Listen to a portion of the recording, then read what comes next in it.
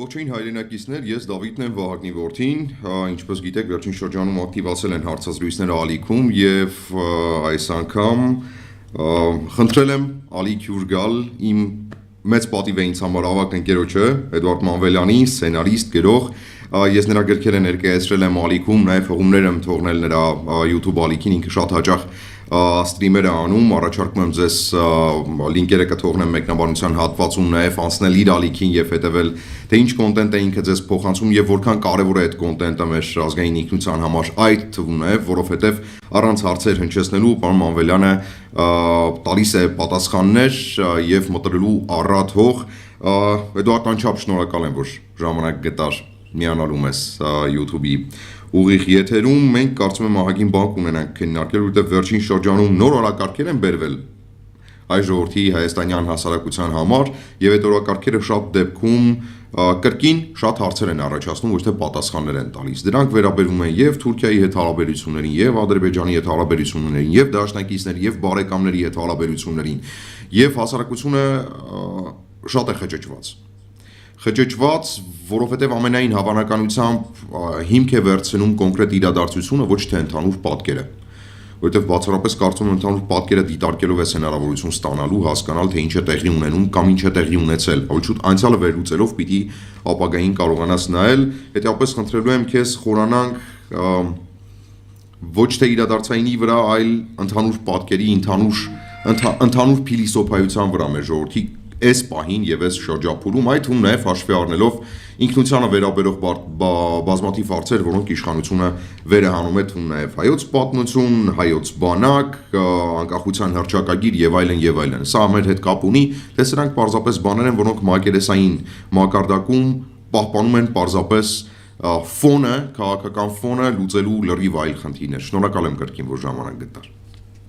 Ողջույն Դավիթ ջան, ես եմ շնորհակալ սիրով։ Նախ ես չեմ կարծում, թե մտադրված այսպես գնում ենք, մտադրված ամենայն դեպս չեն գնում դեպի կործանում, բայց գնում ենք։ Հիմա դրան ենթագիտակցաբար են գնում, ժողովուրդը հասկանալով են գնում, թե անհասկանալ, թե չեմ կարծում ամեն դեպքում, թե լուրջ դատողությամբ adekvat որևէ հայ, ասենք գիտակցելով, կասի ես գիտակցաբար գնում եմ դեպի կործանում, բայց որ քայլ առ քայլ դանդաղ եւ հաստատուն, չնայած ինչի դանդաղ, լավ էլ արդեն արագացված քայլերով գնում ենք դեպի առանց այն էլ փակուղում էինք, առանց այն էլ չէին գտնում այդ ելքը, հիմա առավել ավելի ու ավելի խորանում ենք այդ դեպի փակուղի, բայց կարծում եմ ես մնում եմ իմ համոզված կարծիքին, որ պետք է ոչ թե քայլ առ քայլ առաջ գնալ, այլ հետ։ Թե ինչի համար կարող ենք այս սրա մասին զրուցել, ինչի համար էր պետք հետ գնալ։ Դավիթ ջան։ Շատ դեպքերում հակառակ փիլիսոփայություն է Հայաստանում։ Եկեք այլևս հետ չգնանք, որովհետև հետ գնալիս մենք լրիվ ուրիշ արդյունք ենք տեսնում։ Մենք տեսնում ենք պատմական փաստեր, մենք տեսնում ենք ռոմանտիկ հիշողություններ, հուշեր եւ դրանց վրա հիմնվելով փորձում ենք կառուցել եւ մեր ներկան եւ ապագան, ինչը մեզ շատ խանգարում է, որովհետեւ եթե մենք վերադառնում ենք անցյալ, մենք հաշվի չենք նստում գործող իրողությունների, առկա իրողությունների հետ, ինչը մեզ վնասում է։ Պայմանական օրինակ բերեմ։ Գնում եք հետ, վերհիշում եք, որ ունեցել եք պատմական Հայաստան, Արևմտյան Հայաստան, Տիգրան Մեծի Հայաստան, ծովից ծով Հայաստան, ու սա ձեզ թույլ չի տալիս հասկանալ, որ ձեզ մնացել է մի կտոր հող, 29840 կիլոմետր, անգամ առանց Լեռնային Ղարաբաղ։ Հիմա այստեղ հակասություն կա։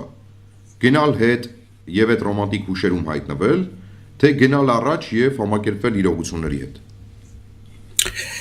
Նախ հետ գնալը ես նկատի չունեմ քաղաքական որևէ այդպես երանգ չկա այդ հետ գնալու մեջ։ Հետ գնալ ես նկատի ունեմ այսպես ճակերտավոր ներողություն արտահայտությանս հիվանդության պատմությունը վերլուծելու համար։ Այսինքն, որպեսզի դու կարողանաս գիտակցել ինքնագիտակցման աստիճան կա, գիտես Դավիթ։ Եթե մարդը, ասենք, օրվա մեջ, չգիտեմ, ոչ մի բան անելուց, ասենք, պարապությունից նստած մարդը չգիտի ինչ պիտի անի, պարապությունից ոչ ոք պարապությունից չի ասում, գիտես, վեր կենամ գնամ մի հատ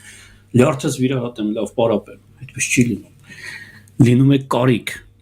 Երբ որ մարդու մեջ առաջանում է այդ հիվանդությունը խեղդում է, երբ որ լինում է արդեն հասունանում է բժիշկին դիմելու կարիք, այդ մարդուն արդեն ոչ մի կերպ չես կարող պահել։ Հա, ժողովրդական լեզվով ասած դուռը փակենք լուսամուտով գնա, լուսամուտը փակենք դռնով կգնա։ Այս ինքնագիտակցման աստիճանին որքան էլ որ զարմանալ է, բայց ժողովուրդը չեն հասել։ Հետ գնալ ես նկատի ունեմ վերլուծել այդ պատճառը հետևանքային կապը հատիկ, հա, ինչպես արդեն են հայտնի հեքիաթի պես, հա, Հենզելի ու Գրետելի պես այդ փշուր-փշուրները որտեղ ենք թողել, հետ գնանք եւ սա հետ գնալ ոչ թե այսպես պատմական ոչ թե հետ գնալ, հա, գնանք հետ սովետ, հետո հետ գնանք, չգիտեմ, Օսմանյան կայսրություն չէ։ Պարզապես մարդը երբ որ անհատի օրինակը վերցնենք, անհատը երբ որ նեղության մեջ, երբ որ գալիս է մի պարագա, արդեն հասել է 60-70 տարեկանի, հա ցանկացած մարդու համար իր կյանքի մայրամուտի նորմալ է վերլուծելը, թե ես որտեղից եկա, ինչ արեցի, որտեղ սխալ արեցի, ինչի հայտնվեցի այս վիճակում, արդյոք կհայտնվի։ Եթե հայ ժողովուրդը գնա հետ ինչով պիտի հետ գնա։ Պատմության փշուրներով։ Այո, պատմությամբ ես նկատի ունեմ ոչ թե հետ գնանք, այսինքն հետ գնանք դառնանք նորից սովետական միություն, որպեսզի սխալ չհասկացվի, սա եմ ասում։ Այսինքն ոչ թե հետ գնանք նորից մտնենք Օսմանյան կայսրության տակ, այլ այդ պատմության թողած այդ հատիկներով մի հատ հետ գնանք, հասնենք մինչև 1200 օրինակ թվական, ես դեռ չեմ խոսում Տիգրան Մեծից։ Ես չեմ խոսում մեր թվարկությունից առաջ, Դավիթ ջան, եթե մենք այսպես նայենք դեռ շապուհի ժամանակներից պարսիկները հայերի հետ այդպես մեր ջուրը մի առվով չի գնացել, դեռ շապուհի ժամանակներից։ Քանի անգամ են մեծ գաղթեր եղել, հա, որը մոնղոլները, որը պարսիկները շատ են տանջել մեր ժողովրդին, շատ։ Ես նկատի ունեմ այդպես պատմական ակնարկով հետ գնանք, ենթադրենք 1300 թվականներ, երբ որ նոր ստեղծվում էր Օսմանյան կայսրությունը, ինչ որ Օսման ցեղապետ, որ թուրքերի պատմության մեջ այդ մարդը կա որպես Օսման ցեղապետ, դրանից առավել ոչինչ չգիտենք, որտեղից եկավ, ինչերով էր, ազգությամբ, նախ թուրքեր չէին այս մարդիկ, սրանք թուրքեր չէին, սրանք օսմաններ էին։ Թուրք հասկացողություն վերջին 200 տարվա մեջ ինչ-որ մարդիկ լսեցին, հա, նույնը ռուսը, նույնը թուրքը, նույնը ամերիկացին, ասենք սրանք պարսիկներ չէին, սրանք բյուզանդացիներ չէին, սրանք ասորիներ չէին, ասենք հայեր չէին, որ ենթադրենք հազարամյակների պատմություն ունենային։ Երբ որ այդ Օսման ցեղապետը եկավ այսօրվա ժամանակակից Թուրքիայի տարածքում հիմնելու եւ տարածելու Օսմանյան կայսրությունը, հայերն այնտեղ արդեն դոմինանտ էին, ոչ միայն հայերը, հույները, ասորիները, բայց հայերը առավել։ Այդ ամբողջ առևտուրը կենտրոնացած էր այդ մարդկանց ձեռքին։ Ասում են 1300 թվականներին հայ մեծահարուստ առևտրականները, ես չեմ ասում, որ այդ ծովերով մեկ էտեգյան ծովերով հայերի նավերն էին նավարկում հայկական անուններով իհարկե։ Ասում են, որ այն ժամանակ նույնիսկ մեր մեծահարուստ հայերը բանկային համակարգ էին հիմնել, երկրից երկիր գումարներ էին փոխանցում, այսօրվա ոնց որ չգիտեմ Swift համակարգը։ Այս ամեն ինչի վրա, այո, այս ամեն ինչի վրա Օսման ցեղապետը հիմնեց Օսմանյան կայսրությունը, հա, այսօրվա ասենք Ստամբուլի տարածքում ու տեսեք ուր գնաց հասավ։ Մինչև անգամ արաբական աշխարհ գնաց, հա, այդ ամենը Եգիպտոս, չգիտեմ, Սիրիա, չգիտեմ, այդ ամենը մտան Օսմանյան կայսրության մեջ եւ հայերը 600-ամյա գրեթե, հա, մինչև արդեն 1920-ական թվականները, երբ որ Օսմանյան կայսրությունը վերջնականապես արդեն երի թուրքերի իշխանության օրոք արդեն վերջնականապես փլուզվեց, հայերը 600-ամյակ ամենաբարձր դիրքերն են գրավել Օսմանյան կայսրության այդպես արքունիկում, արքունիկ չէ, այդպես պալատական բարձր պաշտոններ են։ Հայ ընտանիքներ են եղել Դավիթ ջան, դարերով նրանց ինչ-որ պաշտոններ է վստահվել, այսինքն հեր, որդի, պապ, թոռ, այսպես սերնդեսերունդ փոխանցվել այդ պաշտոնները։ Ամենայն պատասխանատու պաշտոնները Օսմանյան բանակի հայերի ձեռքին էր։ Վարորդապետ, սննդի մատակարար, հագուստի մատակարար, չգիտեմ, այսպես ու տոհմերով տոհմերով, նույնը Պարսկաստանում էր, նույնը Հնդկաստանում էր։ Հասկանում եք այդ ամեն ինչը, ու Հնդկաստանում մի քիչ ավելի ուշ ժամանակի մասին է խոսքը։ Այսինքն հետ գնալ պատմականորեն, հետ գնալ հասկանալ մենք երբ որ մտել ենք այս փակուղին, որ դռնով ենք մտել, որովհետև եթե մենք չենք կարողանում ելք գտնել, գոնե պիտի կարողանաս հիշել, թե որտեղից ես մտել, եթե գոյություն ունի կյանքի խնդիր, եթե դու հասկանում ես, որ չկա ելք, դու պիտի խեղդվես այս փակուղում, ենթագիտակցությունը քեզ հուշում ասում ախր չէ որ դու ինչ-որ միտեղից մտել ես, չէ որ հայտնվել ես այստեղ։ Իսկ դու չես մտածում, որ այդ միտեղից որ մտել ես, դա հենց քո ելքն է։ Այսինքն դու այս փակուղուց կարող ես դուրս գալ միայն այնտեղով, սրա համար պատմականորեն պիտի հետ գնաս այդ փշուրների պես հասկանաս ինչ ես արել դու, ինչ ես այդպես ծակ գրպաններից ուղակի ցրիվ տվել աշխարհով մեկ։ Ես մի փոքր այսպես առաջ անցնեմ Դավիթ ջան, ես երրորդ գրքում ամենայն դեպս հուսով եմ 2 ամսից ապրիլին կլինի այս ամեն ինչի մասին Օսմանյան կայսրությունում, Պարսկաստանում, Հնդկաստանում այդ գաղութներում մինչև Սինգապուր, մինչև Հոնկոնգ, հա, նույնիսկ ԽՍՀՄ-ից էլ ինչ-որ բաներ կան ամենադժվարն էր այս 3 գրքերից այս երրորդը ամենադժվարն էր ինձ համար։ Դժվար ինչ առումով, որովհետև ես այդպես պատմականորեն հետ գնացի հասկանալ համար ժողովուրդը ոնց են հայտնվել այստեղ ու ոնց կարելի էր այդ քո ասած Տիգրան Մեծի, ասենք այդ կայսրությունից, հա, Կիլիկիայի թագավորությունից, չգիտեմ 1000 տարի գրեթե 1200 թվականից եթե հաշվենք դանդաղ եւ հաստատուն քայլերով հայերը օր-օրի կորցրել են ամեն ինչ, օր-օրի։ Խոսքի մեջ մի շատ կարևոր բան կար։ Մենք խոսեցինք, որ մենք համակարգեր ենք ձևավորել։ Այնպիսի համակարգեր ենք ձևավորել, որոնց վրա հիմնվել են հետագայում կայսրություններ դարձած պետությունները, այդ նույն Օսմանյան կայսրությունը։ Այսինքն բանկային համակարգ ենք հիմնել, առևտրային շատ լուրջ ցանց ենք ձևավորել եւ իդեպ այդ առևտուրը իրականացրել ենք Վենետիկից մինչեւ Արևելք, մինչեւ, չգիտեմ, չինական քաղաքներ։ Բայց հարցը այստեղ շատ པարզ է։ Հիմա մենք համակարգաստեղծ կամ համակարգային ժողովուրդ չենք։ Ընդհակառակը մենք խույս ենք տալիս համակարգերից։ Մենք փորձում ենք այդ համակարգերից դուրս մնալ, այդ համակարգերից դուրս մեզ տեսնել։ Մենք մեզ մի քիչ օրենքից դուրս ենք համարում, փորձում ենք այդ օրենքը շրջանցել։ Հիմա հարցը շատ པարզ է։ Մենք համակարգաստեղծ ժողովուրդ ենք, թե համակարգահպատակ ժողովուրդ ենք։ Քո դիտարկմամբ։ Ցավոք սրտի, եթե նորից այդ հայացքով այդպես վերլուծելով հետ գնանք պատճառը հետևանքային կապով ավելի շատ երկրորդը, որովհետև ինչ-որ ժամանակաշրջանների այդպես ընդհանուր պատկերը եթե վերցնենք, մի տեսակ ջունգլիների օրենքով էին ապրում հայերը։ Հա, այսպես ռուսերեն ասած «Каждый сам за себя», հա, ջունգլիների օրենքը, որ ասում է Ռիդի գրքի մեջ, ամեն մեկն իր համար։ Հիմա տեսեք, եկել ենք հասել ենք մեր օրեր, արդեն 91 թվականից անկախ հանրապետություն, ու երբ որ ուզում ես այս ամենը վերլուծել, հասարակության մի զգալի մասը անպայման միջամտում է ինչ պատճառաբանությունով։ Մենք երկար տարիներ պետականություն եւ անկախություն չենք ունեցել, դրա համար էլ այս ուրին ենք, այսինքն մենք չգիտենք ինչ պետք է անենք։ Ես էլ ասում եմ, սիրելի ժողովուրդ, օրինակ այս ամռանը, հա,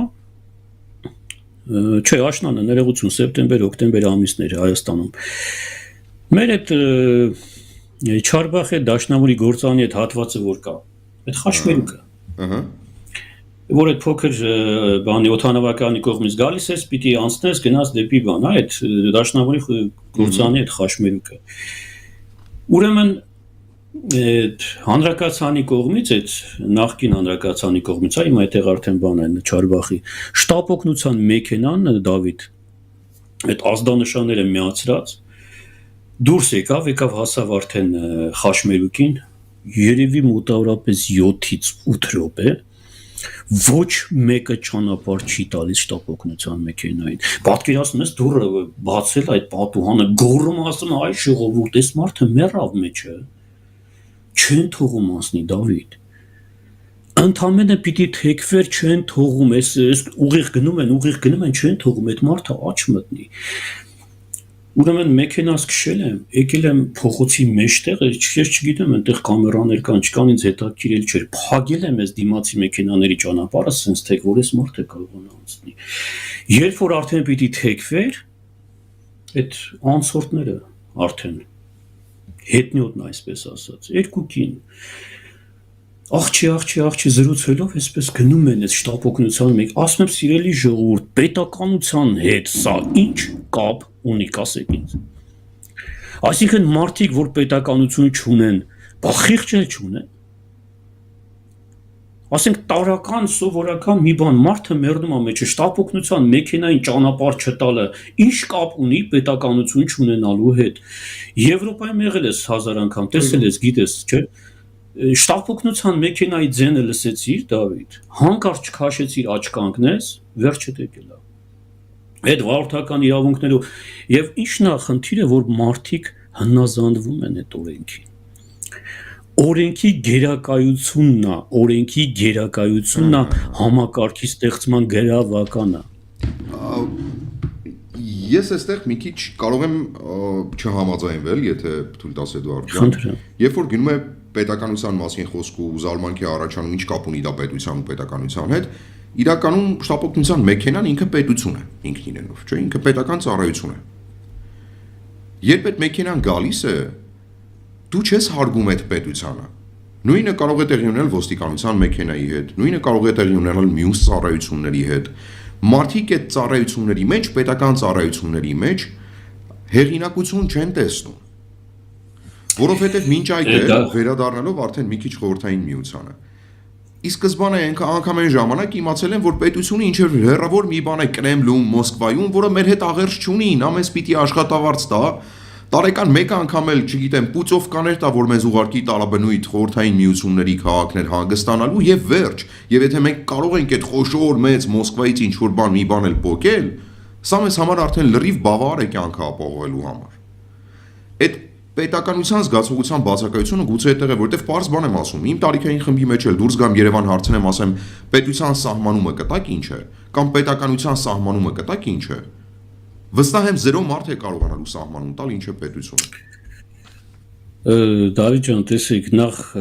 որպեսզի չշփոթենք այդ անդադ որ պաթոս ավելանում, օր-օր է ավելանում պաթոսը։ Հիմա այս մեր կարգավիճակում ես չեմ կարող բացարձակ մերժել այդ պաթոսը, եթե այսպես խանդավառություն հայերեն ասենք, հա, որովհետև տեղ-տեղ դա պետք է, դա տեղ-տեղ դրա ասենք փոքր, քիչ-քիչ դոզաներով, ճիշտ դոզաներով դա պետք է անպայման, բայց երբ որ դա վերահսկողությունից դուրս է գալիս, դու գիտեք ինչ ա լինում, սարսափելի կործանարար ա լինում։ Բայց պետության պատկերացումից առաջ պետք է հասկանալ, որ հայրենիքը մի ուրիշ բան է, պետությունը մի ուրիշ բան է։ Եթե դու չունես հայրենիքի նկատմամբ, ասենք, այդ պատկերացումը, այսինքն մինչև դու շտապօգնության մեքենային դիտարկես որպես պետության կողմից, ասենք, ուղարկված ինչ-որ ծառայություն, դու պիտի հասկանաս, որ դրան ներսում կա մեկը, որը քո տան անդամն է։ Դու պիտի ցավես այն մարդու համար, որը ներսում է, այստեղ հարցը չի, մենք ոստիկանությանը կամ ասենք հրշեջներին կամ բա չգիտեմ ինչին ընդունենք, գիտեք, պետությունը լավը չի, պետությունը կառավարություններին այսպես դեմ գնալով մեջի մարդը թող մեռնի, շտապօգնությանը ճանապարհ չտանք, որովհետև պետությունը լավ պետություն չի։ Պետությունը չի կարող կառուցվել առանց հայրենիքի գիտակցման, իսկ հայրենիքը այդ մարդ շփումն է։ Ես մի փոքր օրինակ բերեմ, իհարկե Սուրբ գրքից օրինակ կբերեմ։ Տեսեք, երբ որ հրեաներին դուրս բերեց Մովսեսն ու Ահարոնը դուրս բերեցին եգիպտական լծից, անվերահսկելի վիճակ էր։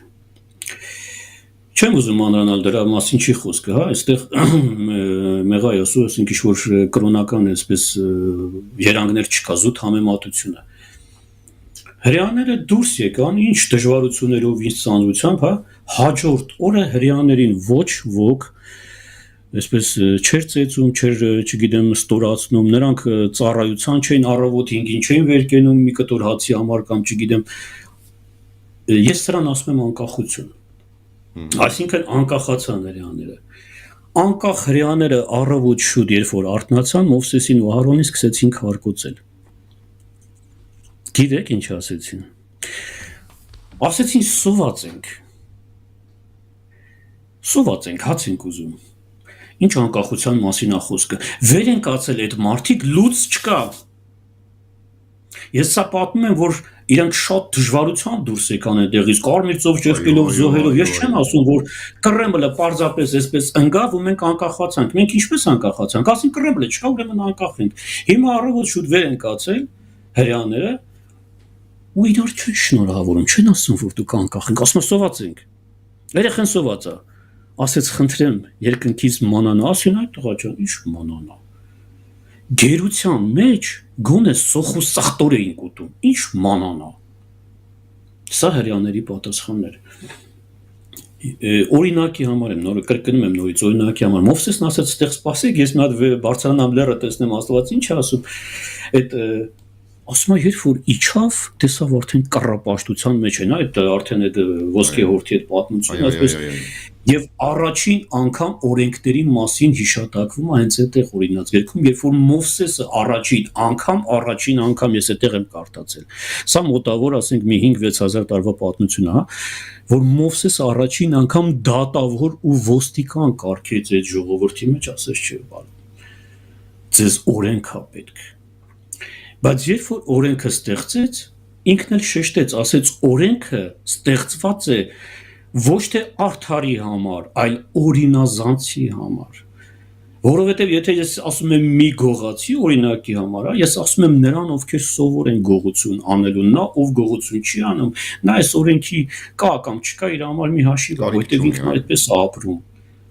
Այսինքն այդ օրենքը պետք է ինչի համար վերահսկելու համար Այստեղ կրկնում եմ նորից հանգարց ավելորդ բաներ չլինի, երանգներ չլինի, սա կրոնական ինչ-որ բաներ չի։ Զուտ համացան համար հայրը առավոտ վեր կացան, ասեցին Կռեմլը չկա, ոչ միայն հայրը, Դավիթ ջան։ 15 եղբայրական հանրապետություններ, Սիրելի Վրաստան, եղբայրական Ադրբեջան, ճանապարհները բաց էին, գնում էին, գալիս էին այդ կոմունիստ, կոմերտական պիոներ, հոկտեմբերի այդ երեխա ժամանակներից դաստիարակում էին սովորեցնում են սովետական կրթությունը, իմիջիալոց շատ հզոր կրթություն էր, շատ ուժեղ կրթություն էր։ Հանկարծ մի օրվա մեջ բարձվեց այդ պսևդո փուչիկը ուղղակի այսպես պայթեց Եվ ընդամենը մի ամիս, երկու ամիս անց եղբայրական երբևէ կոչված այդ պետությունները սկսեցին իրար հետ արդեն բարձվեց, որ վրացին ու հայը ոնց են, մենք եղբայրներ չենք եղել, մենք Ադրբեջան, Ուկրաինա, Ղազախստան, այսպես մի անգամ Մոլդովա, ասենց այսպես մի անգամից պատտվեց ամբողջ սովետական միությունով հասկացան, որ մենք չենք եղել եղբայրներ։ Վրաստանը, Ադրբեջանը կամ Հայաստանը նույն սովետական ֆորտպոստերն էին ոնց որ հիմա ոնց որ հիմա նույն այն ժամանակ ուղղակի ինչպես արևմուտքից պաշտպանվելու եթե մենք հիմա նորից հետ գնանք ու 17 թվականից արդեն բոլշևիկն ինչի 17 անգամ ցարական Ռուսաստանից այդպես վերլուծելով գանք մենք հասկանանք որ Հայաստանը միշտ օգտագործվել է որպես ֆորպոստ միշտ Այդ մնացածի մասին ես գործ չունեմ դրա մասին թող խոսա ամեն ազգ իր ներկայացուցիչը կամ ադրբեջանցին կամ վրացին ինձ հետաքրքիր չի ես խոսում եմ Հայաստանի մասին Առավել եւս բոլշևիկներից հետո Հայաստանը ինչ որ տարօրինակ պայմանագրերից հետո ոչ միայն մի գրամ հող չավելացրեց, այլև բաժանվեց ավելի ու ավելի։ Սովետական կարգերից հետո Լենինից եկավ, Ստալինով, այսպես շարունակվելով եկավ մինչև այսօր։ Եվ սրա համար պետք է հետ գնալ ու հասկանալ ու ասել սիրելի հայեր, երբ որ 1700-ական թվականներին, ասենք, Հնդկաստանի մեծահարուստները, մենք Շահամիր Շահամիրյան ունենք, ասենք, մարդը ոչ մի բանից ուղղակի դերձակ էր, մեծ կարողություն էր դիզել, երբ որ Հովսեփ Էմինը լծվեց ազատագրական պայքարին, վեր կացան եկան սովետական, վեր կացան եկան Հայաստան, նրանք էլ են ժամանակ 1700-ական թվականներին նրանք էլ մեծ հույս ունեին, որ Ռուսաստանը պիտի իրենց օգնի, որովհետև անգլիացիներն այդպես նվաճելով գալիս էին։ Գնացին վրացիներին, դիմեցին վրացիների թագավորին, դիմեցին վրացիների թագավորն ասեց՝ «Տղեկ, պարսիկները ինձ հարևան են, ես ով եմ գնամ իրանց դեմ, էլի պարսիկները ինձ նեղում են։ Եթե ես հանկարծ այդ դաշին կազմեմ, ոչ ռուսը օգնեց, ոչ վրացին օգնեց»։ Անգլիացիներն այդպես եկան, իհարկե Հայաստանը շրջանցեցին, բայց եկան մտան հասան մինչև տեսեք որտեղ։ Գիտեք ինչն է զարմանալի։ Պորտուգալացիներն եկան Հնդկաստանը գաղութացնելու Դավիթ հայկական ջոկատները Հնդկաստանում վեր կացան պորտուգալացիների դեմ կռիվ։ Պորտուգալացիները փախան։ Ֆրանսիացիներն եկան գաղութացնելու, ֆրանսիացիների դեմ դուրս եկան հայկական ջոկատները։ Ֆրանսիացիները գնացին եկան անգլիացիները նորից հայկական ջոկատները։ Մենք Հնդկաստանի ազատագրական պայքարի հերոս ունենք, հա, Գեորգի Հարությունյան Գորգին խանը։ Երբ որ կարդում ես Գորգին խանի պատմությունը, ասում է անգլիացիներն ուղղակի այսպես աշկերտներ, այսպես ասում են այդ սիրելի հայեր, շատ կներեք էլի, մի անհամեստ հարց ենք էլ ուզում ձեզ տանք, անգլիացիներ, պատկերացրեք ես անգլիացի եմ, քեզ Դավիթ ջան, որպես հայ ազգի ներկայացուցիչ հարց եմ տալիս։ Ասում եմ, ախպեր ջան, պորտուգալացին եկավ, դուք եք կռվում Հնդկաստանում, ֆրանսիացին եկավ, դուք եք կռվում։ Պարսկաստանում անգլիացիները գնացին Պարսկաստան, հայերը ելան անգլիացիների դեմ, գնացին նույնիսկ Օսմանյան կայսրությունում, Դավիթ 1915 թվականին Եղեռնի նախօրեին Դարդանել օպերացիան, հա, այդ Չերչիլն ուզում էր Թուրքիային դուրս մղել երկրորդ համաշխարհայինից, որ կարողանար հեշտ մտնել։ Մայոր Սարգիս Թորոսյան ունենք։ Ասում եմ մեն միայնակ այդ մայորը քանի նավեր խորտակեց Դարդանելի օպերացիայի հերոսներից հայկական ջոկատներ այդպես շարվել են 15 թվականն արդեն կոտոր Համիձյան ջարդերն արդեն եղել արդեն 300-400 հազարով կոտորվել են մայոր Սարգիս Թորոսյանն ասում եմ մեն միայնակ ինքը մեն միայնակ հələ ջոկատը չէ ասում եմ մոտ 3-4 նավեր խորտակեց բանի եվրոպական Եվ թուրք լրագրողն է սրա մասին խոսում, ասում է, բայց զավեշտալի չէր արդյոք, որ ուղիղ այն ժամանակ, երբ որ մայոր Սարգիս Թորոսյանը փրկում էր թուրքերին, թուրքական իշխանությունները մորթում էին Սարգիս Թորոսյանի ծնողներին։ Այս մարդը վերջում փախավ ԱՄՆ եւ ԱՄՆ-ում երբ որ գիրք գրեց, շատ հետաքրքիր ամենավերջին տողերը գրքի ամենավերջին տողերը գրքի գիրքն ավարտել էր ասում է Երանի թե Չերչիլը կարողանար ճեղքել թուրքերի պաշտպանությունը Երանի թե ես չկանգնեի այնտեղ Երանի թե ես օգնեի այդ մարդկանց որ ճեղքեին թուրքական պաշտպանությունը այդ ժամանակ հայրը չէին մեռնի եւ իմ ընտանիքը գուցե ողջ կմնար նույնը մեր Գաբրիել Նորատունկյանը հա որ արտաքին գործերի նախարար երիտ թուրքերի կառավարության Դավիթ հայերին արգելված էր թուրքական բանակում ծառայել։ Ես արդեն խոսում եմ թուրքերի մասին, հա, արդեն օսմանցիներ չեն։ Համիձյան ջարդերից հետո 100 հազարավոր այդքան կոտորելուց հետո 1908 թվականին, երբ որ նոր սահմանադրություն ընդունեցին երիտ թուրքերը,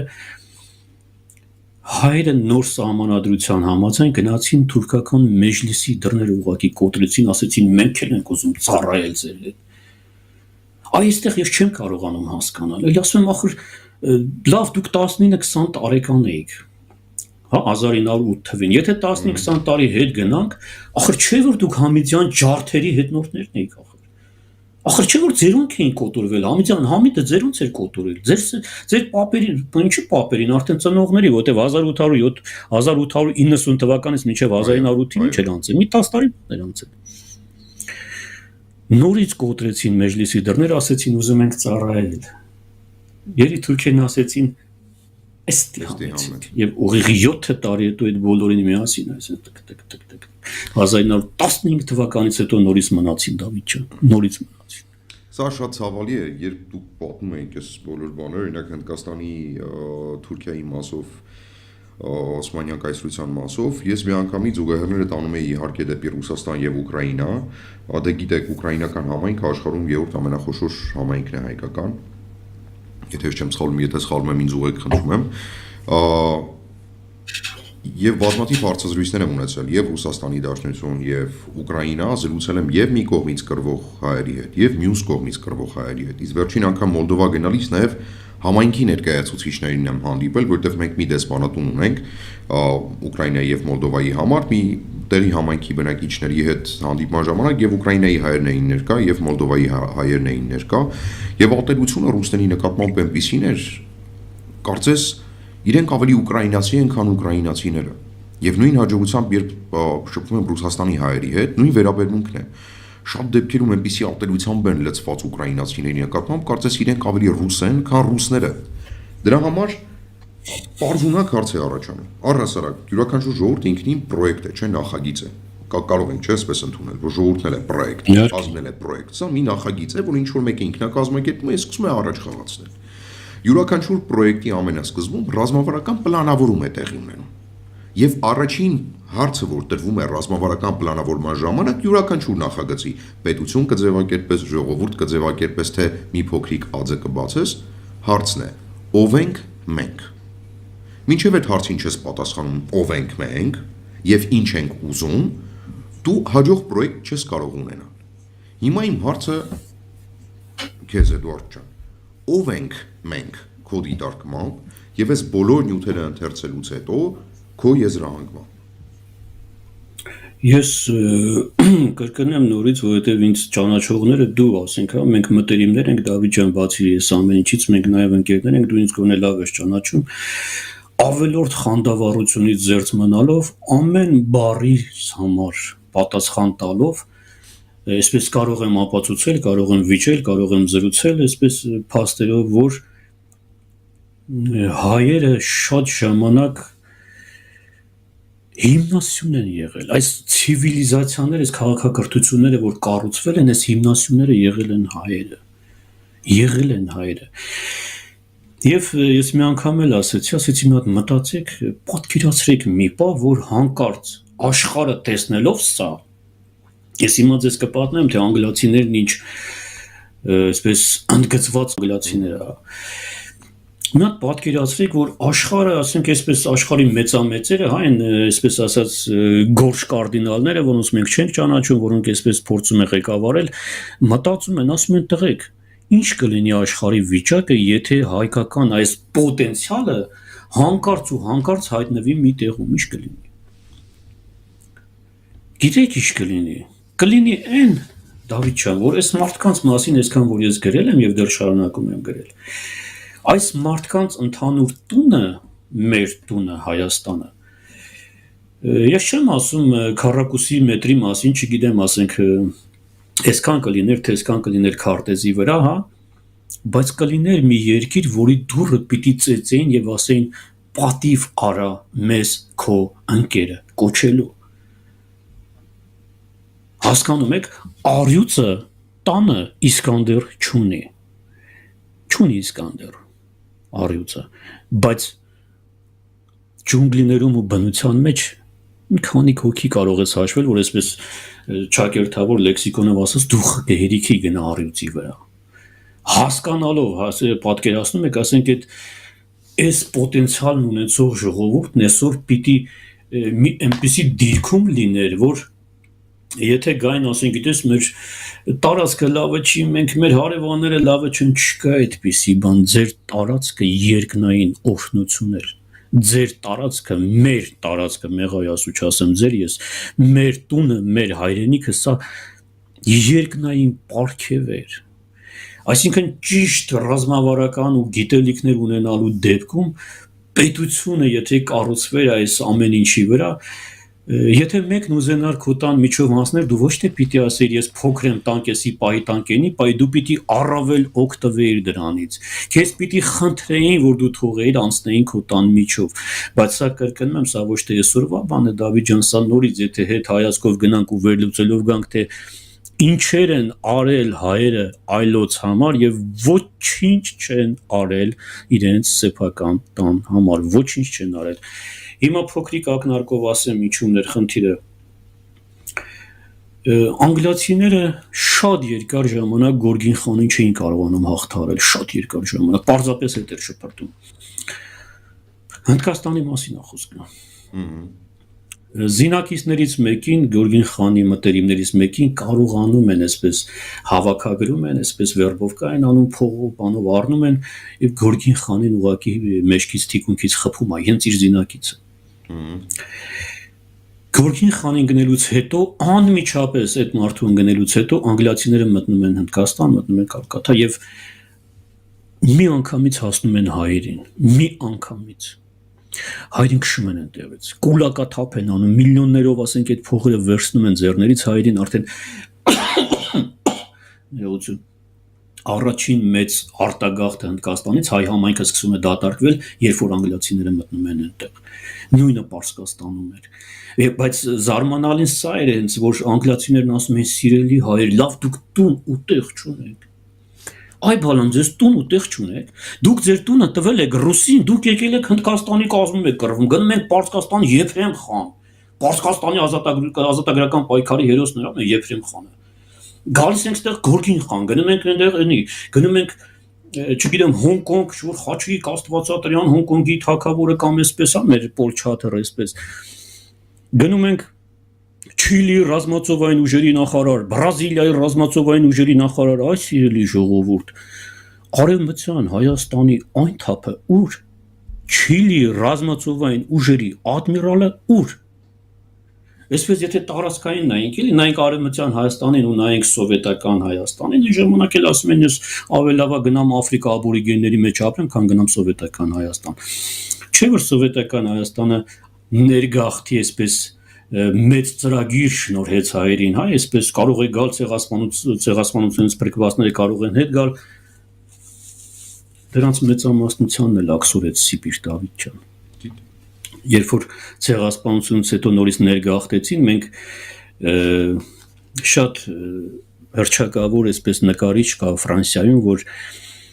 Ռենե Հովիվ։ Իմիջիալոս Չիպոլինոյի նկարիչն է մուլտիկը, այդ կերպարները ինքն է նկարել, հա։ Այսրանք էլ Ֆրանսիայի այս ազատ կյանքը թողնում են, հա, ասում են հայրենիքը կանչում է, իրանք էլ էին այն թափից, վեր են կենում, գնում են, ասում են գնանք Հայաստան, այս երեխա է լինում 17-18 տարեկան, ընտանիք հանդերձ ուղարկում են Սիբիր։ Որտեղ մտածում ես, ասում ես սիրելի ժողովուրդ, ձեր տունը տվել էիք Բերիայի, Ստալինի ու չգիտեմ Քաբուլովների, Սարգիսովների թևի տակ, Միկոյանների թևի տակ էիք տվել, երբ որ Միկոյանը 5 տարի շարունակ անհասկանալի տեմպերով զարգացրեց ԽՍՀՄ արդյունաբերությունը 33 թվականին, երբ որ ԱՄՆ պաշտոնապես դիվանագիտական կապ հաստատեց Ռուսաստանի հետ, կարծեմ հենց հաջորդ տարի արդեն Միկոյանին գործուղեցին արտաքին առևտրի նախարարը։ Կապող օղակներ։ Մեր հեռուստադիտողներին էլ ներկայացնենք, էլի Միկոյան այն մարդն է եղել, որ պաղպաղակն ու երշիկներն ա բերել Ամերիկայի Միացյալ Նահանգներից դեպի մենակ պաղպաղակն ու երշիկը չի։ Ու ինքը չի բերել։ Հա, ու ինքը չի բերել։ Այստեղ երբ որ կարդում ես մի քիչ ավելի այսպես անկախ աղբյուրներից հենց իր ընտանիքի անդամների, երբ որ խոսում են դրա մասին, այս ամեն ինչը արել էր Աշխենը։ Միկոյանի կինը։ Միկոյան ավելի շատ դիվանագետ էր։ Հա, նրա աչքը ուրիշ տեղեր նայում, այսպես նրան վերբով կանենք, նրան վերբով կանենք, այսպես կակի։ Աշխենը, ասում երբ որ հետ եկան իմիջիալոց ԽՍՀՄ պատմության մեջ, եւ ինչի ԽՍՀՄ, կարծեմ, չգիտեմ, նախադեպը կա թե չէ, ամենաերկարատև այցը մոտ 6 ամիս մնացին ԱՄՆ-ում, նման այց չկար։ Նման այց չկար դարձել էլի ԽՍՀՄ-ի ԱՄՆ-ում։ Այդ չգիտեմ ամերիկյան պոպկորնը, չգիտեմ այդ լցովի պաղպաղակները, որի դեպ մեր հայերն էին այնտեղ այդ բաները սարքել, հա, այդ առաջին ապարատները,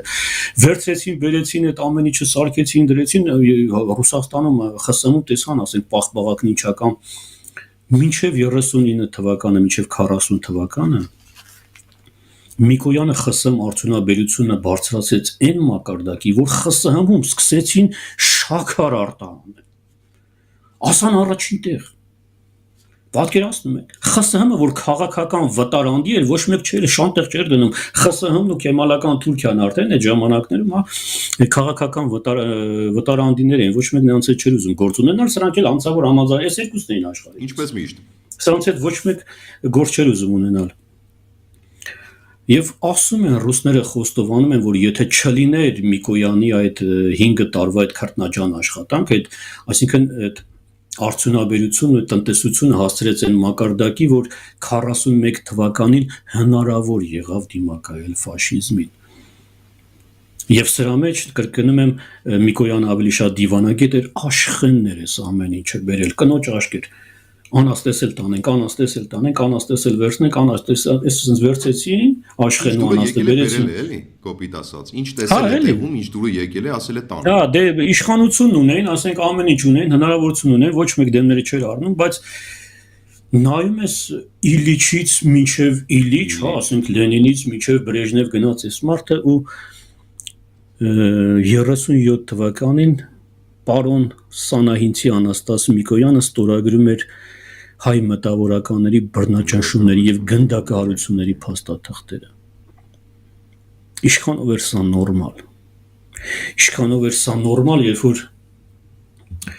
Համիդյան ջարդերից հետո հայերը կոտորում էին իրենց, որ մտնեն արդեն երիտ թուրքերի բանակ։ Ինչքանով էր սա նորմալ։ Ինչքանով էր նորմալ Հնդկաստանում կռվել անգլիացիների դեմ, կամ չգիտեմ, Պարսկաստանում կռվել անգլիացիների դեմ, Օսմանյան կայսրությունում կռվել անգլիացիների դեմ, նույն է Դարդանել օպերացիան, հա։ Որտեղ գնում ես, ասենք, այս հայրը մտածում են, այս սիրելի ժողովուրդ, լավ, ես եմ կրկնում եմ, ես անգլիացի եմ, անգլիացի էլ չեմ։ Ցանկացած ուրիշ ազգ, երրորդ աշխ, հարցնում եմ, սիրելի հայեր, այս որ այս ամենքին sense պահում էիք, բարձրացնում էիք, էլ գիտություն, էլ մշակույթ, էլ չգիտեմ ինչ։ Նա տեսեք Սինգապուրում ինչ են արել, Դավիթ։ Քար առ քար կառուցել են, տվել են ձեռները։ Քար առ քար ես նկատի չունեմ շենքերը, բայց այդ հնդկական բրիտանական գաղութացումից հետո ոնց են Սինգապուրը մեր հայ մեծահարուստները այդպես քար առ քար էսպես սարքել։ Իմիջիալոց սրա մասին խոսում 1950 թվականներին Սինգապուր այցելած ռուս պոետ 1950 թվականներին։ Ռուս պոետ Շիստինսկի ասում է, ես կանգնել էի Սինգապուրում, նայում էի հայկական եկեղեցիներին, նայում էի հայկական գերեզմանատները, գերեզմանակարերին էի նայում, գերեզմանակարերի վրա գրած տարեթվերին էի նայում, 1600 տիվ, 1500 տիվ, 1700 տիվ, նայում էի այս մարդկանց արած աշխատանքին, արած թողածին եւ ինքս ինձ ասացի, սա Շեստինսկու բառերն են, Աստված իմ, չէ որ հայերը կառուցեցին Սինգապուրը։ Այս մարդը այդպես իր արտության մեջ ասում է, բա ձեր տունն ուր է, սիրելի հայեր, ձեր տունն ուր է։ Ձեր տունը քանի 100-ամյակներ թողել էիք, ռուսին դու գնացել էիք հնդիկներին, պարսիկներին, չգիտեմ, թուրքերին, նույնիսկ Օսմանյան կայսրությունում, բա ձեր տունն ուր է։ Հիմա եկանք ամենակարևորին, տունը կա։ Ես երբ բարձրանում էի ով ենք մենքը, գոնե թե մինչև 20-րդ դարի սկիզբը ով ենք մենքի պատասխանը պարզվեց։ Բոլորինն էինք, ոչ մի դեպքում մերը։ 20-րդ դարում հիմք դրվեց հայկական առաջին պետության։ Կարճ ապրեց, գրեթե չապրած մեռավ։ Ու մտանք այդ 70-ամյա խորհրդային միության այսպես կոչված երկրորդ հանրապետության ձևաչափի մեջ։ Դրանից հետո ձևավորվեց արդեն երրորդ հանրապետություն, այսինքն կար ինչ-որ կոնսենսուս, որ հայերին պետք է պետություն։ Անդադար ուրիշին ծառայել, ուրիշի հպատակը, կարգին քաղցր հպատակ լինել, այլևս չի աշխատում։ Եկեք մեր խարխուլ տունը վերցնենք, ուշքի բերենք, բոլորով հավաքվենք այնտեղ։ Եվ եթե հաշվի առնենք, որ վերջին 120 տարում այդ գիտակցումը եկել է, մեկ այլ հարց է, լավ է ստացվել, վատ է ստացվել, հաջողել ենք, չենք հաջողել, թողնենք մի կողմ, բայց այդ համընդհանուր համաձայնությունը եղել է։ Ով ենք մենք արդեն 20-րդ դարից ի վեր։ Արդյոք քո դիտարկմամբ Էդուարդ ջան, մենք հասել ենք գիտակցմանը, որ խարխուլ, փոքր, ծայրամասային ինչ-որ տուն պիտի ունենանք, բայց դա պիտի լինի մեր սեփականության իրավունքով եւ ոչ թե ուրիշի տան պատերը պիտի ներկենք գնել շքեղ, այլ պիտի թեկուս էժան ներկով, բայց մեր տան պատերը ուշքի բերենք։ Կա նման զգացողություն, որ գիտակցումը որոշակիորեն փոփոխվել է, թարմացել է, մենք եկել ենք, հանգել ենք նրան ի վերջո, որ մերն է պետք։ Դավիթ ջան, կարծում եմ այն ժամանակներում տեխնոլոգիաներն իհարկե զարգացած չէին, ոչ մեկ այսպես ուղիղ եթերներով ինտերվյուներ չէին տալիս, իրար չէին զրուցում, բայց 1915 թվականից հետո կարծում եմ երկու հոգի եթե նստեն զրուցեին, մոտավորապես այս կերպ պիտի զրուցեին։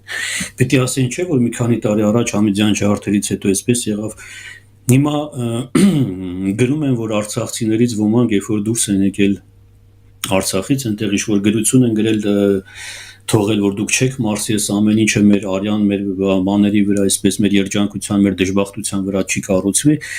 Նույն կերպ 1915 թվականին են մարտի գրություններ գրել, այսպես փոխանցել են ժառանգներին, մի աղջկա նամակ եմ հիշում, ես իմիջիալոց լուրջ փաստաթուղթ էր դա, կարծեմ 9 տարեկան աղջիկ էր ու կարծեմ հենց հողի վրա էր գրել, գիտես, հետո դա դարձել են բան գրել էր երիցս անիծվեք դուք, հայրին էր ուղված, երիցս անիծվեք դուք, եթե մեր վրեժը չառնեք թուրքերից։ Եթե ոչ մենք, մեր ոսկորները ձեզ կանից են գերեզմաններից։ Սա մի աղջիկ էր գրել, 9-10 տարեկան աղջիկ, ինչ որ ամեն ինչ տեսել էր իր աչքերով, հետո իրան էլ էին սպանել։ Հիմա երբ որ նայում ես այդ 100 տարվա մեջ, այդ աղջիկա գրելուց հետո մենք քո ասած կարճ 2.5 տարեկան, ասենք 3 տարի էլ չապրեց այդ հանրապետությունը, հա։ Եկանք նորից մտանք սովետական հպատակության տակ։ Սովետական իշխանություն, սովետական չէ, արդեն ռուսական ցարական իշխանությունները 1878 թվականին վետո դրեցին Հայաստանի անկախության մասին այդ Բերլինյան վեհաժողովում, երբ որ հարցը բարձրացվեց, ռուսական կաբանը պատվիրակությունը 2 անգամ միջամտեց ու մի անգամ էլ վետո դրեց, ասեց հայր անկախություն չեն ուզում, ինչի՞ մեզ հարցրեք, հայրն անկախություն ուզում են, թե չէ։ Անգլիացիները մի կողմ քաշվեցին, ռուսները մի կողմ քաշվեցին, մեր պատվիրակությունը երբ որ դուրս եկավ, հենց թուրքերը մոտեցան մեր պատվիրակությունն, ասեցին մենք չենք հասկանում, ապրում էինք էլի։ Մի գյուղի ժողովրդի մեջ ապրում ենք, ձեր էշին ով էր չշու ասել, sense կենցաղային լեզվով էլի, բան եք խաղում, անգլիացի ու ռուս եք խաղում, լավ, տեսանք ինչ է։ Տեսանք ինչ եղավ, եկավ 17 թվականը, ռուսները թողեցին գնացին, հեղափոխություն, տտն։ Հայերը, չեմ ուզում անուններ տալ, բայց սա պատմական իհարկե փաստաթուղթ է, հայերը չեմ էլ ուզում կուսակցության անունը տալ, նամակ գրեցին Էնվեր Փաշային, մեծարգո պարոն Էնվեր Փաշա արդեն ցեղասպանություն եղել բրծել էր։ Մեծարգո պարոն Էնվեր Փաշա, sorry, այսպես կոպիտ ասած էլի։ Հիմա մտածում ես 100 տարի հետո Դավիթ ջան, այդ հարցին ես ոնց պատասխանեմ, երբ որ նայում ես ասում ես, լավ, բա ի՞նչն է փոխվել։ Լավ, ես չեմ դու ես, ի՞նչն է փոխվել։ Գիտեք, բան կա մի հատ մի պատմություն կա, որ 3 ընկեր ծովի ափին այդպես հանգստանում են։ Մի կես բաժակ մեկը ինչ որ բան է խմում, այդպես մի քիչ լիսկավորվում, ասում եմ, «Մատ կսվեմ ջուրը տղեկ»։ Ու սկսում է խեղդվել։ Ինչ որ չգիտեմ, մկաններն ա բռնվում թե ինչ, ու ես երկրորդ տղան ա պատմում էլի, ասում է կողքին ես, մենք 3 ընկերներ էինք ասում, այդ մեկը սկսեց խեղդվել, ես լողալ չգիտեմ, ես ջուրի չեմ մտնում, բայց մեր ընկերը լողի աշխարհի չեմպիոն էր։ Ասում է երևի դրանով էր պայմանավորված էլի մեր այդ ոգևորությունը, որ հետներս ասում է, այս տղան սկսեց խեղդվել, գոռում է։ Այս մեկը ասում է, լողի չեմպիոն է։ Այսպես լրագիրը ձեռքին սենց կարդում էր, ամորեջն է թերթում ու նայում ենք ասում։ Ասում եմ, բզում եմ սրան, ասում եմ, այ քեզ բան այսքան տարիներ մենք կողքի, բայց գիտեք դու խեղդվում, ասում եմ, գոռում, աղաչում, խնդրում, չկա, այն վերջին պահին ասում եմ, որ այն ձեռքի մատներն արդեն անցնում ջրի տակ։ Ասում ես աշխարհի չեմպիոնից ընդամենը 10 վայրկյան պահանջվեց, մինչև հասավ այնտեղ քաշեց դուրս։ Ու երբ որ հարցնում ենք, ասում ենք եւ ասում եմ, երբ որ խեղդվողը պայքարում է չխեղդվելու համար, նա ցանկացած այսպես փրկության փորձ անողին, եթե փորձես փրկել, քեզ հետը կտանի։ Քեզ հետը կտանի։ Շուտ ինքնագիտակցման պահ կա, երբ որ նա հասկանում է, որ այլևս պայքարելու ոչինչ չունեմ, երբ որ չի միջամտում այդ փրկության, այն ժամանակ կարող ես փրկել։ Այսինքն, եթե ջանք չի գործադրում, չի լարվում, միայն այդ դեպքում պիտի փրկես։ Հիմա հա, պատկերացրեք, ասենք մոտեցել ես, ասում ես, այդ ջան, թույլ կտաս քեզ, խեղդվում եմ, օգնի, ասում ես, ախպեր, ես չեմ կարա քեզ օգնեմ, որտեվ եթե ես հանկարծ ուզենամ քեզ օգնել, դու ինձ անպայման հետը տանելու ես, պատկերացնում եք ինչ, այսպես գեր լարված վիճակ է, հայտնի ճշմարտ։ անպայման քաշի հետը կտանի։ Ու սա բացատրում է, այլ ասում է, տղեկ, ես հո անսիրտ չեմ, բայց ես հասկանում եմ, չէ, որ ասենք նախ կարևոր չի ես կմեռնեմ թե չէ, կարևոր է որ ես նրան չեմ կարողանա փրկել, քանի դեռ նա պայքարում է։ Քանի դեռ չի եկել ինքնագիտակցման պահը, այն ինքնագիտակցման պահը, որ սիրելի ժողովուրդ, աշխարհի երեսին ես ամեն ինչը շախտալով, հիմա ես ձեր հետևից որ այսպես հավաքելով գալիս եմ, ասում եմ սիրելի Դավիթ, սիրելի, չգիտեմ ես ինչ, ձեզ էսի պետք չէր որ գցել եք։ Ախր շաղ եք տվել։ Հետո գալիս եմ հակադարձ հարցին, ասում եմ լավ, Շահ չէինք տվել, եկել էին Հայաստան։ Ինչ էին անելու այս մարդիկ Հայաստանում, սովետական Հայաստանում, ինչ էին անելու։ Այս մարդկանց 90%-ը չէր դառնալու այն ինչ որ դարձավ ուրիշ երկրներում, նույնիսկ Օսմանյան կայսրությունում, նույնիսկ 1915 թվականի Եղեռնից հետո, երբ որ մնացին Ստամբուլում եւ դարձյալ դարձան պրոֆեսորներ ու չգիտեմ ինչեր։ Երբ որ Հայաստանում արդեն սովետական կարգեր էր, հայերը։ Ու ասում ես լավ, խորթային կարգեր, Կրեմլը, բա ասում եք 91 թվականին Կրեմլը արդեն դուրս եկանք վերահսկողությունից, իբր թե դուրս եկանք վերահսկողությունից։ Դավիթ ջան, ես չեմ, դու ես մենք դուրս ենք եկել այդ վերահսկողությունից։ Բացարձակապես։ Դե հենց սրա մասին է խոսքը, ես այդ համեմատությունը ինչի համար ասեց, երբ որ հрьяաներին վերցրեցին, ասենք եգիպտական լծից վերցրեցին, բերեցին դրեցին Կարմիր ծովի այս կողմը, այս մարդիկ փաստացի անկախացան, հա։ Ասեցին փարավոնել չի գնի ձեր հետևից, էլ չի կարել, ձեզ չի ծեծել, ձեզ չի ստորացնի, բայց հрьяաները գերությունը բերել էին իրենց հետ անկախություն։ Գերությունը բերել էին անկախություն։ Ասում են պետություն, ասում են սիրելի ժողովուրդ, դու պիտի ազատության հայրենիքը ազատությունը, պետությունը, անկախությունը հասկանում ես, դու եթե չունես ազատության այդ պատկերացումները, դու գերության վրա ոնց ես կարողանալու պետություն կառուցես։ Էդվարդ ջան, այստեղ մի շատ կարևոր բան եմ ուզում ասել, զուտ անկախության սենդի հետ կապված, էլի, կարծում եմ դա պաթետիկ չի ինչում, երբ որ ասում եմ անկախության սենդ, որովհետև ես խորհրդային միություն չեմ ապրել։ Իհարկե ոչ։ Ազնվորեն չեմ ապրել խորհրդային միությունում, խորհրդային միությունը իմ համար ինչ որ պատմական ճշմարտություն է եղել անցած գնացած։ Իմ համար արդեն հակառակ process-ն է։ Ես էլ չեմ պատկերացնում արդեն Հայաստանը ինչ որ պետության կազմում կամ ինչ որ պետության միության ձևաչափում։ Ես էլ դա չեմ պատկերացնում, բայց բազմաթիվ ավակ ընկերներ ունեմ, որ ինձ ազնվորեն ասում են Դավիթ, դե թարգ էլի այդ անկախություն, ինքնիշխանություն ինչ ես ընկել դրա հետևից։ Հենա լավ ապրում էինք, էլի ամեն ինչ կար, ամեն ինչ գալիս էր, ինչ էլ չունեինք ուղարկում էինք, գործաները սարքում էին, ամեն ինչ սարքում էին։ Ինչ ես այդ անկախությունը, այդ ինքնիշխանությունը ինչ ես ծամոն դարձրել, ամեն օր դրա մասին խոսում կամ պետությունը ինչ ես ծամոն սարքել։ Ու այստեղ գալիս է մեկ այլ կարևոր հարցի։ Լավ, երբ որ կամաց գալիս ենք հարցի պատասխանին, թե ով ենք մենք։ Պիտի նախ եւ առաջ բնավորությունը չէ՞ մեր հասկանանք։ Լավ, մոդելը փոքրացնենք, մի ամբողջ ժողովուրդը ամփոփենք մի անհատի մեջ։ Մի անհատ։ Այդ անհատը Մամիկոնյանն է, ներողություն, Միկոյանն է, Նարեկացին է, Գուրզադյանն է, Դավիթ Գրիգորյանն է, թե Էդուարդ Մանվելյանն է։ Ով է այդ մարդը։ Ինքը շատ ամբիցիոզ է, բայց համարձակություն չունի։ Ինքը շատ համարձակ է, բայց ունակություններ չունի։ Ինքը ունակություններ ունի, բայց մշակույթ կրող չէ։ Մշակույթ կրող է, բայց կռվող չէ։ Ով է այդ մարդը։ Որովհետև շատ դեպքերում յուրաքանչյուր նախաձեռնություն ազնվորեն կիսվում եմ։ Վերջին 6 տարվա ընթացքում բազմաթիվ ֆանտաստիկ նախաձեռնություններ են եղել, ֆանտաստիկ մարդիկ հավաքվել են իրար գլուխ, ասել են մենք այս բանը հիմա կանենք բոլորով։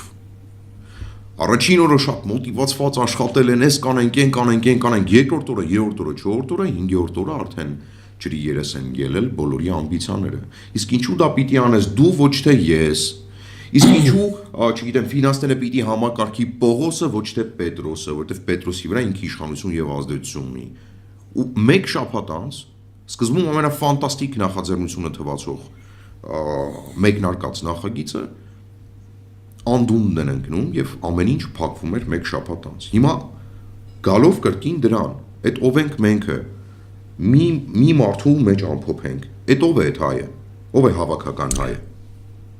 Հիմա տեսեք, եթե ես նորից հետ գնամ այն առաջին արտահայտությանը, եթե մենք կարողանանք բոլորին հավաքել միտեղ, այսպես ուտոպիստական, հա, այսպես մտածենք, այսպես երասկոտ մի քիչ, այս հայր, այս պոտենցիալը, չգիտեմ, այսքան որ ասում ենք, խոսում ենք, բերել են հանկարծ մենք մեր պետության մեջ ենք։ Անգլիացին գալիս էր քշում ենք, պորտուգալացին գալիս էր քշում էր, մենք ունենք այս հզոր գիտնականները, բոլորը հայր են, բոլորը Հայաստանում են։ Դուք պատկերացնում, ես չեմ պատկերացնում տես պետություն։ Հայերը, բոլոր հայերը միտեղ չէին կարող մնալ։ Չէին մերվելու իրար մեջ, որովհետև այս մարդը կարող էր մերվել Ամերիկայում, այս մարդը կարող էր մերվել Չինաստանում, բայց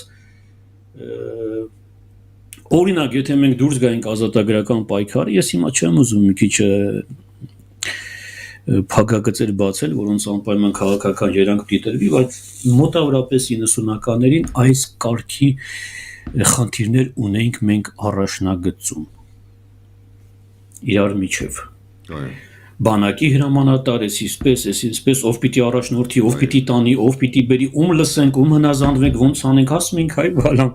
ինչի մասին է խոսքը։ Ես եմ իմ մեծ աղբերը, սա եկել են հորս ու մորս ուզում են նեղել։ Հիմա ի՞նչ կարևոր է մեծ աղբերս, հրամանատարը թե ես, ի՞նչ կարևոր է։ Սրա մասին էր խոսքը, այս նույն բանը կատարվում էր արդեն այնտեղ Դավիթ ջան, բայց եթե այս 4 հրամանատարներից ամեն մեկին մենք տանեինք, մեկին Չիլի, այդ հրամանատարը դառնում էր Չիլի ռազմածովային ուժերի նախարար։ Մեկին տանում էինք Հնդկաստան, դառնում էր Գորգին խան, մեկին տանում էինք Պարսկաստան, դառնում էր Եփրեմ խան, բոլորին բերում էինք Հայաստան, իրար էին ծեծում։ Ասում ենք, այ սիրելի ժողովուրդ ջան, դուք այո, առանց պաթետիկ ինչ-որ բաների, այո, դուք աղի համ ունեք, այո, դուք ստեղծել եք, շինարար եք, ամեն ինչ արել եք, պատմությունը գիտի, պատմությունը տեսել է, բոլոր ազգերն են տեսել, անկախ նրանից մեկը դա ընդունում է թե չէ, անհիշելի ժամանակներից դեռևս մեր թվարկությունից առաջ ինչեր եք արել եւ մինչեւ այսօր անում եք, բայց ամբողջ խնդիրը նրանում էր, որ Հայաստանում այդ հայ բառնել, եթե այդպես վերցանենք, հայ իմ երաժիշտ ընկերը Ռեմիկն էր ասում Չարբախցի, ասում էր, դու չան, հələ մի հատ ասա հայ, մեկ էլ ասա հայ, հայ։ Ասում էր այդ երկու հայը որ դնում ես իրար, elə երկուսին եմ ասում, արդեն դառնում է հայ, հայ, բա որ հələ տենց հայերով շարելով գնանք, ինչի համար էր այդպես Դավիթ ջան։ Հիմա մեկը վեր կենա մի հրաշ կերպով ասենք ինչ-որ այս աշխատանքը, որ ես անում եմ, հա, անի ինքը, ես սենց աշկիս տակով տեսնեմ այդ մարդուն, ինչ լավ բառեր են ասում, ես էլ վեր կենամ ասեմ, թու ձեր երեցին, այսքան արեցի, մեկը չասես ջան, ես իմ ով այլելա ինչ ան, արդյոք ես կմտածեմ, որ ինչ ֆինանսի մասին է խոսքը, այստեղ ֆինանսական եկամուտներ ընդհանրապես չունեմ, ես ոչ մի ձևի կապ չունի սրա, ես ոչ հովանավոր ունեմ, ոչ ինչ-որ մեկը թիկունքից կա, շնորհակալություն մեր Արությունյան Գագիկին, իմ լավ ընկերոջ, որ ես 3 գրքերն էլ հովանավոր է, սա նույնիսկ իմ շնորհքը չի, բայց արդյոք ես կկանգնեմ, կասեմ, ես համաձայն եմ, եթե դու կարողանում ես ավելի լավ անել, եթե ունես այդ ռեսուրսները, որ ես չունեմ, եթե կարողանաս այս մարդկանց բերել ինքնագիտակցման այդ մակարդակին, որ կրթական համակարգը 1917 թվականից մինչև այսօր ապա մոնտաժելա պետք, ապա մոնտաժել, որևէ լուրջ բան, որևէ լուրջ ինչ-որ նախագիծ կամ չգիտեմ ինչ, հիմք չի կարող դրվել, այսօր որևէ լուրջ բանի հիմք չի կարող դրվել։ Դավիթ ջան, մարդիկան ասենք գնում են գյուղերով, որ սեփական տուն են ուզում ասենք առնել, հա ման են գալիս գտնում են օրինակ մեր բարեկամներից մեկը ինչ-որ մի հատ տուն կար 70 հատ, ասում այդ տղա ջան 70,000 էս տուն տալիս ինչ անես, պատվալա։ Ասեց ինձ հետաքրքիր չի այնտեղ ինչա կառուցած։ Ես նայում եմ, որ պիտի հավասարեցնեմ հողին, այսպես բուլդոզերով, հա, որովհետև մարդկանց մեջ ենթագիտակցաբար նստել է ռուսը, չլինի թուրքը մեզ կուտի։ Մարդկանց մեջ նստել է թուրքը, չլինի պարսիկը մեզ կուտի, պարսիկը չլինի հրեան մեզ կուտի, հրեան չլինի ամերիկացին կուտի։ Այնտես ասում ես այդ տղա ջան, ախր ես բոլորը դուք եք տվել այդ մարդկանց։ Բայց ինչի համար թուրքը չի ասում հայը չլեր անգլիացին ինձ կուտեր։ Հնդիկը ինչի համար չի ասում հայը չլեր անգլիացին ինձ կուտեր, պարսիկները ինչի չեն ասում հայերը չլինեին, Դավիթ ջան, ոնց սկսեմ, Պարսկաստանում ընդհանրապես 1900 թվականներից եթե կան, վերջին 1900 թիվն եմ ասում, հա, նրանից առաջ չեմ ասում դեռ։ Պարսկական մշակույթը, պարսկական գիտությունը, պարսկական էլ թատրոնով, էլ չգիտեմ Ալենուշ Տերյան, Լիլիթ Տերյան, այսպես որ նայում ես աստղագիտություն, քանդակագործություն, բժշկություն, չգիտեմ, թատրոն, այ ախպեր ջան, բոլորը հայերն էին։ 1920-23 թվականներին արդեն բանի որ թիվներ, չէ, ավելի շուտ ներողություն բանի պատերազմի ժամանակ, երբ որ Օսմանյան կայսրությունը բանում կռվում է նորից հնդկացիների դեմ, այդ Սիրիայի ճակատում, անգլիացիներին գերի են վերցնում, հա, ամբողջ Օսմանյան կայսրության բանակում մի հոգի մարդ, մի զինվոր, մի սպա, մի չգիտեմ, գերագույն գլխավոր հրամ, մեկին չեն գտնում, որ անգլերեն գոնե կես բառ իմանա, չեն գտնում։ Լավ էս կարգի դոդ։ Մեկ էլ ասում են այստեղ մեկը կա 15 լեզուներ գիտի։ Ասում 15 լեզուներ իմացող զինվոր Սիրիայի ճակատում, ասում են այո։ Իմիջիայլոց իրական այդ շտաբի բանը ճակատի շտաբի պետը Մուստաֆա Քեմալն էր, ոչ առայժմ ոչ Աթաթուրք, Մուստաֆա Քեմալը։ Մուստաֆա Քեմալն ասում է բերեք այդ տղուն։ Այստեղ գալիս ասում է տեսես ինչ են ուզում այս անգլիացի բաները։ Սա գոռում են, գոչում են այսպես։ Անգլիացիներն ասում են հասկացան, որ մենք ռազմագերիներ ենք, բայց չի կարելի մեր հետ այդպես վարվել, էլի հասկանում եք։ Սա առաջին համաշխարհային պատերազմի տարիներն են։ Այս մարդն էլ թարգմանում է ու մի բան էլ իր կողմից ավելացնում, այս միամտություն ինձ ուղղակի զարմացրեց, էլի ասում է վայրագությունները գուցե եւ նորմալ էին Օսմանյան բռնապետության ժամանակ, բայց սահմանադրական եւ այսպես ժողովրդավարական ճանապարհ ընտրած Թուրքիային վայել չէ բան նման բաներ, ու ուսուց կարդում եմ ասում եմ սիշ մի ամիթ էր այս մարդը։ Այս Մուստաֆա Քեմալը որ լսում ասում է տղա ջան դու քանի տարեկան ես ինչ մի ժողովրդավարական է դու հələ մնստի պատմի տենանք ինչ գիտես ժողովրդավարական ինչ մի անգլերեն այլ ես ինչ գիտահետազոտական միտահետազոտական ասման նստի պատմիլը հետո երբ որ տարիներ անց Մուստաֆա Քեմալն արդեն դառնում է Թուրքիայի հետ առաջին նախագահ ասում է sense մի հատ տղա կար մի հատ մանեկ է քթեք դրան ասում են բանում է որտեղ է կարծեմ Լեհաստանում էր եթե չեմ սխալվում Եվրոպայում էր մի խոսք չեմ ես բան չեմ կարող ճիշտ երկրի անուն ասել ասում է գնացեք բերեք պատվիրակություն ուղարկում են այս մարդու հետևից ասում են քեզ Մուստաֆա Քեմալն է կանչում հիշում ես քո հրամանատարը ասում է ես ինչ անեք հրամանատար էր ես էլ զինվոր եմ ես ոչինչ չունեմ Մուստաֆա Քեմալի հետ չեմ էլ ուզում գալ վերադառնալ Թուրքիա բայց Մուստաֆա Քեմալը այնպեսի մի արտահայտություն, այնպեսի մի բան է ուղարկում, ասում է, եթե դու չես ուզում հայոց լեզուն իսպառ վերանա աշխարհի երեսից, 3 օրից տեղել ես։ Մի ամբողջ այդպես բան է ուղարկում, կարգերով, բաներով այդպես ուղարկում է հետևից ամբողջ ունեցվածքը գրքերով, գրադաներով վերցնում է, գալիս է, ասում է, ինչ ես ուզում դու ինձանից։ Ասում է դու պիտի արաբական տառերը փոխես լատինական տառերի եւ նոր թուրքերեն ստեղծես նոր թուրքերեն ասում եմ ես չեմ ուզում քո համար թուրքերեն ստեղծեմ ասում եմ դու չունես այդ տարբերակը որովհետեւ ես հայոց լեզուն ուղղակի կկորցնեմ աշխարհի երեսից հիմա առաջի գրքում դրա մասին գրել էիք Հա, հիմա մեր ժողովուրդը լսել են այդ մարդու անուն, ասում են Հակոբ Դիլաչարն որ ստեղծեց թուրքերենը տվեց իրանց ու սկսում են հետևից ասում են սիրելի ժողովուրդ։ Մի քիչ խորը գնացեք, մի քիչ կարդացեք Հակոբ Դիլաչարը, մի կարդացեք ոնց է ներկայացնում հայոց լեզուն Դավիթ ես ինքս քիչ եմ լաց էի ոնց է ներկայացնում հայոց լեզուն ոչ մեկը տեն սիրուն չի կարողացել ներկայացնել ասում եմ ես սխալ ժամանակ սխալ տեղում հայտնվեցի ես պիտի իմ ազգի համար անեի իմ տան համար անեի բայց Քեմալն ասում է կամ սա Հակոբն ասում է ես քո համար կանեմ այդ լեզուն կտամ քեզ բայց ես էլ իմ փոքրիկ այսպես բան ունեմ դու պիտի չկպնես հայոց լեզվին եւ ինքը շարունակում է հայոց լեզուն ավելի բան անել հա գործածելի անել ավելի տարածել Հակոբ Մարթայանը կարողանում է փրկել հայոց լեզուն Ճիշտ է թուրքերեն է տալիս այս մարդկանց ու ինչ է անում Մուստաֆա Քեմալը Մուստաֆա Քեմալն ասում է լեզուն երբ որ տվեցիք մեզ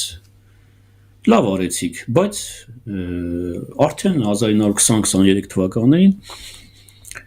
թուրքերը ազգանուններ չունեին Դավիթ Մանուկ բեյես ինչ փաշա Մուստաֆա Քեմալն ասում է մեզ ազգանուններ են պետք որպեսի ազգային պատկանելություն չշեշտվի ասենք չգիտեմ Հակոբ Ամիրա չգիտեմ ես ինչ բեյես ինչ փաշա այսպես ազգանուններ Հակոբին ասում օրինակ դու Դիլաչարն ես ես քեզ տալիս եմ այդ ազգանունը լեզուներ բացող Հակոբ Դիլաչար Հակոբն ասում է դե որ դու տենց ինձ անուն ես տալիս ես էլ քեզ անուն եմ տալիս բոլոր թուրքերի հայր Այսօրվանից դու կլինես Մուստաֆա Քեմալ Աթաթուրք Սոց փոխանակվում են անուններով հա Աթաթուրքը նրան ասում է Դիլաչար ասում է դե որ դու ես Դիլաչար եմ դու էլ Աթաթուրքն ես բոլոր թուրքերի հայր Այս մարդը գերի էր մնացել Գիտես են գերության մեջ որ արքունական գերի էր ինքը Էս պիտի խոստովանեմ, Ես կարծում եմ, գիտես, որ ժողովուրդը չհասկացավ, ասենք այդ մարդու զողողությունը չհասկացան, հայերը մինչև այսօր չհասկացան։ Մինչև այսօր շարունակում են թուրքերենը ստեղծել տվեց դրանց եւ թուրքերենի ստեղծել է իմիջիալոս նպաստեց այդ Թուրքիայի հանրապետության այդպես զարգացմանը, հա։ Բայց Հակոբը գիտեր դրա հետևանքները։ Հակոբն ասում էր՝ կամ էս պիտի լինի, կամ լեզուն պիտի կորի։ Դավիթ մատ պատկերացրամ մեր 4 նախագահները, նախագահային վարչապետեն ինչ են կարևոր չի, ասենք այդ գերագույն գլխավոր դեմքերը պետության, հա։ Պատկերացրեք 91 թվականին մենք անկախացել ենք, պատկերացրեք չունենք, ասենք մենք լեզու ռուսերեն ենք խոսում, լատինատար ենք խոսում, ինչ որ մեկին բերում ենք ու այդ լեզուն վերցնում մեր համար տալիս է մեզ, ասում ահա ձեզ հայերենը։ Սա իհարկե ալեգորիկ իմաստով։ Հիմա մի հատ մեր 4 նախագահներին ու այդ, չգիտեմ, պետության ղեկավարների նախագահ չասենք, պատկերացրեք, մեկ էլ պատկերացրեք Աթաթուրքին։ Գրատախտակն ու կավիճն առնում է Աթաթուրքը։ Անգնում է գյուղերով մեկ տար արտար սկսում է սովորեցնել նոր թուրքերենը։ Նախագահ տար արտար սկսում է սովորեցնել նոր թուրքերենը։ Մինիստրներին կանչում է բոլորին, ասում է ձեզ մի ամիս ժամանակ, կարևոր չի ով եք, ինչ եք, բացարձակ հետաքրքիր չի, մի ամիս հետո նոր թուրքերենով այս տղուն Հակոբ Դիլաչարին քննությունը չանձնեցիք, ոնց է կարողանում այդ լեզուն, հասկանում ես, իսկ ես այսօր գրում եմ ասում սիրելի ժողովուրդ, խնդրում եմ մի գրեք լատինատար, դուք լեզու ունեք, դուք լեզու խոսեք այդ լեզվով։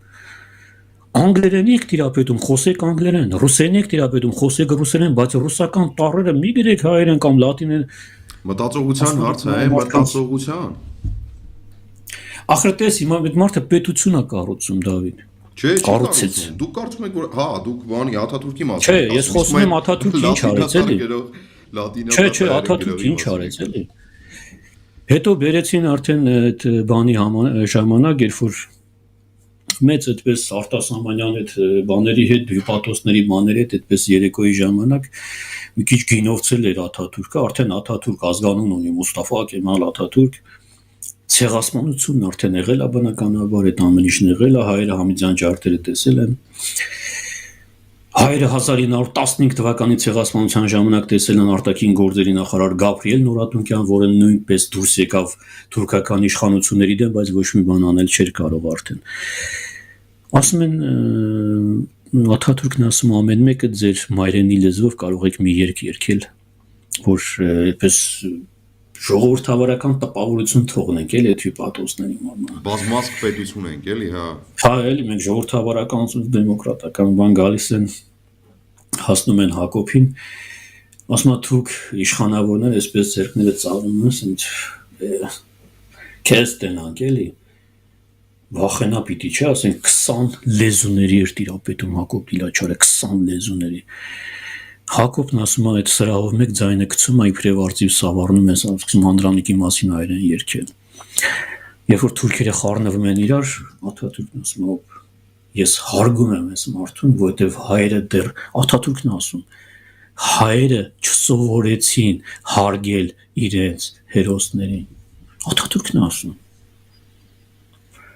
ասում ես ոչինչ չունեմ այդ մարդու դեմ թող երգի։ Ճիշտ է, այս մի անգամն ասանց հետո դու Անդրանիկի անունը չես տաս տեղ, ենել հայերեն։ Բայց ասում է հայերը չսովոր, շնորհակալ են, ասում ապրես, ոչ թե շնորհակալ եմ, այլ ասում ապրես, հարգեցի։ Հարգեցի, որովհետև ասում է հայերը ցավոք սրտի չսովորեցին։ Ինչու ցավոք սրտի, բարեբախտաբար իրենց համար չսովորեցին գնահատել եւ պահել եւ հարգել իրենց հերոսներին։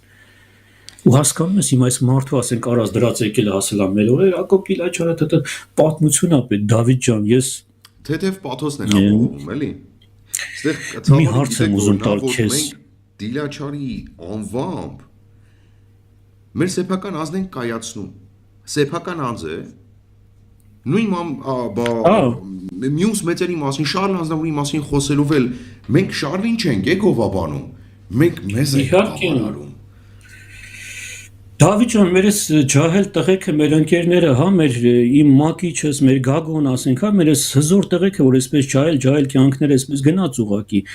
Նայում ես, ասենք, մարդիկ, որ երբևէ մակիչին, ասենք, 2-3 մետրից մոտիկից տեսած չկան, ու սկսում են միանգամից, ասում եմ, սիրելի ժողովուրդ, ես Գինոսյան Գագոին 13-14 թվականից ճանաչում եմ, 1000 ներողություն, էլի ոչ մի անգամ այսքան այս արտահայտությունների մի մասը չեմ լսել նրա մասին։ մինչև նրա մեռնելը։ Այն որտեղից եք պեղում, որ այդ միտեղ որտեղ ասենք ինչ-որ նկար մեկի հետ ասենք, հա, հասկանենք, որ ասենք, չգիտեմ, Կուբայում Ֆիդել Կաստրոն մեռնի, հայրից մեկը մանգա գտնի տենա ինչ նկար ունի, բացի Միկոյանից Կաստրոյի հետով նկար ունի, չգիտեմ։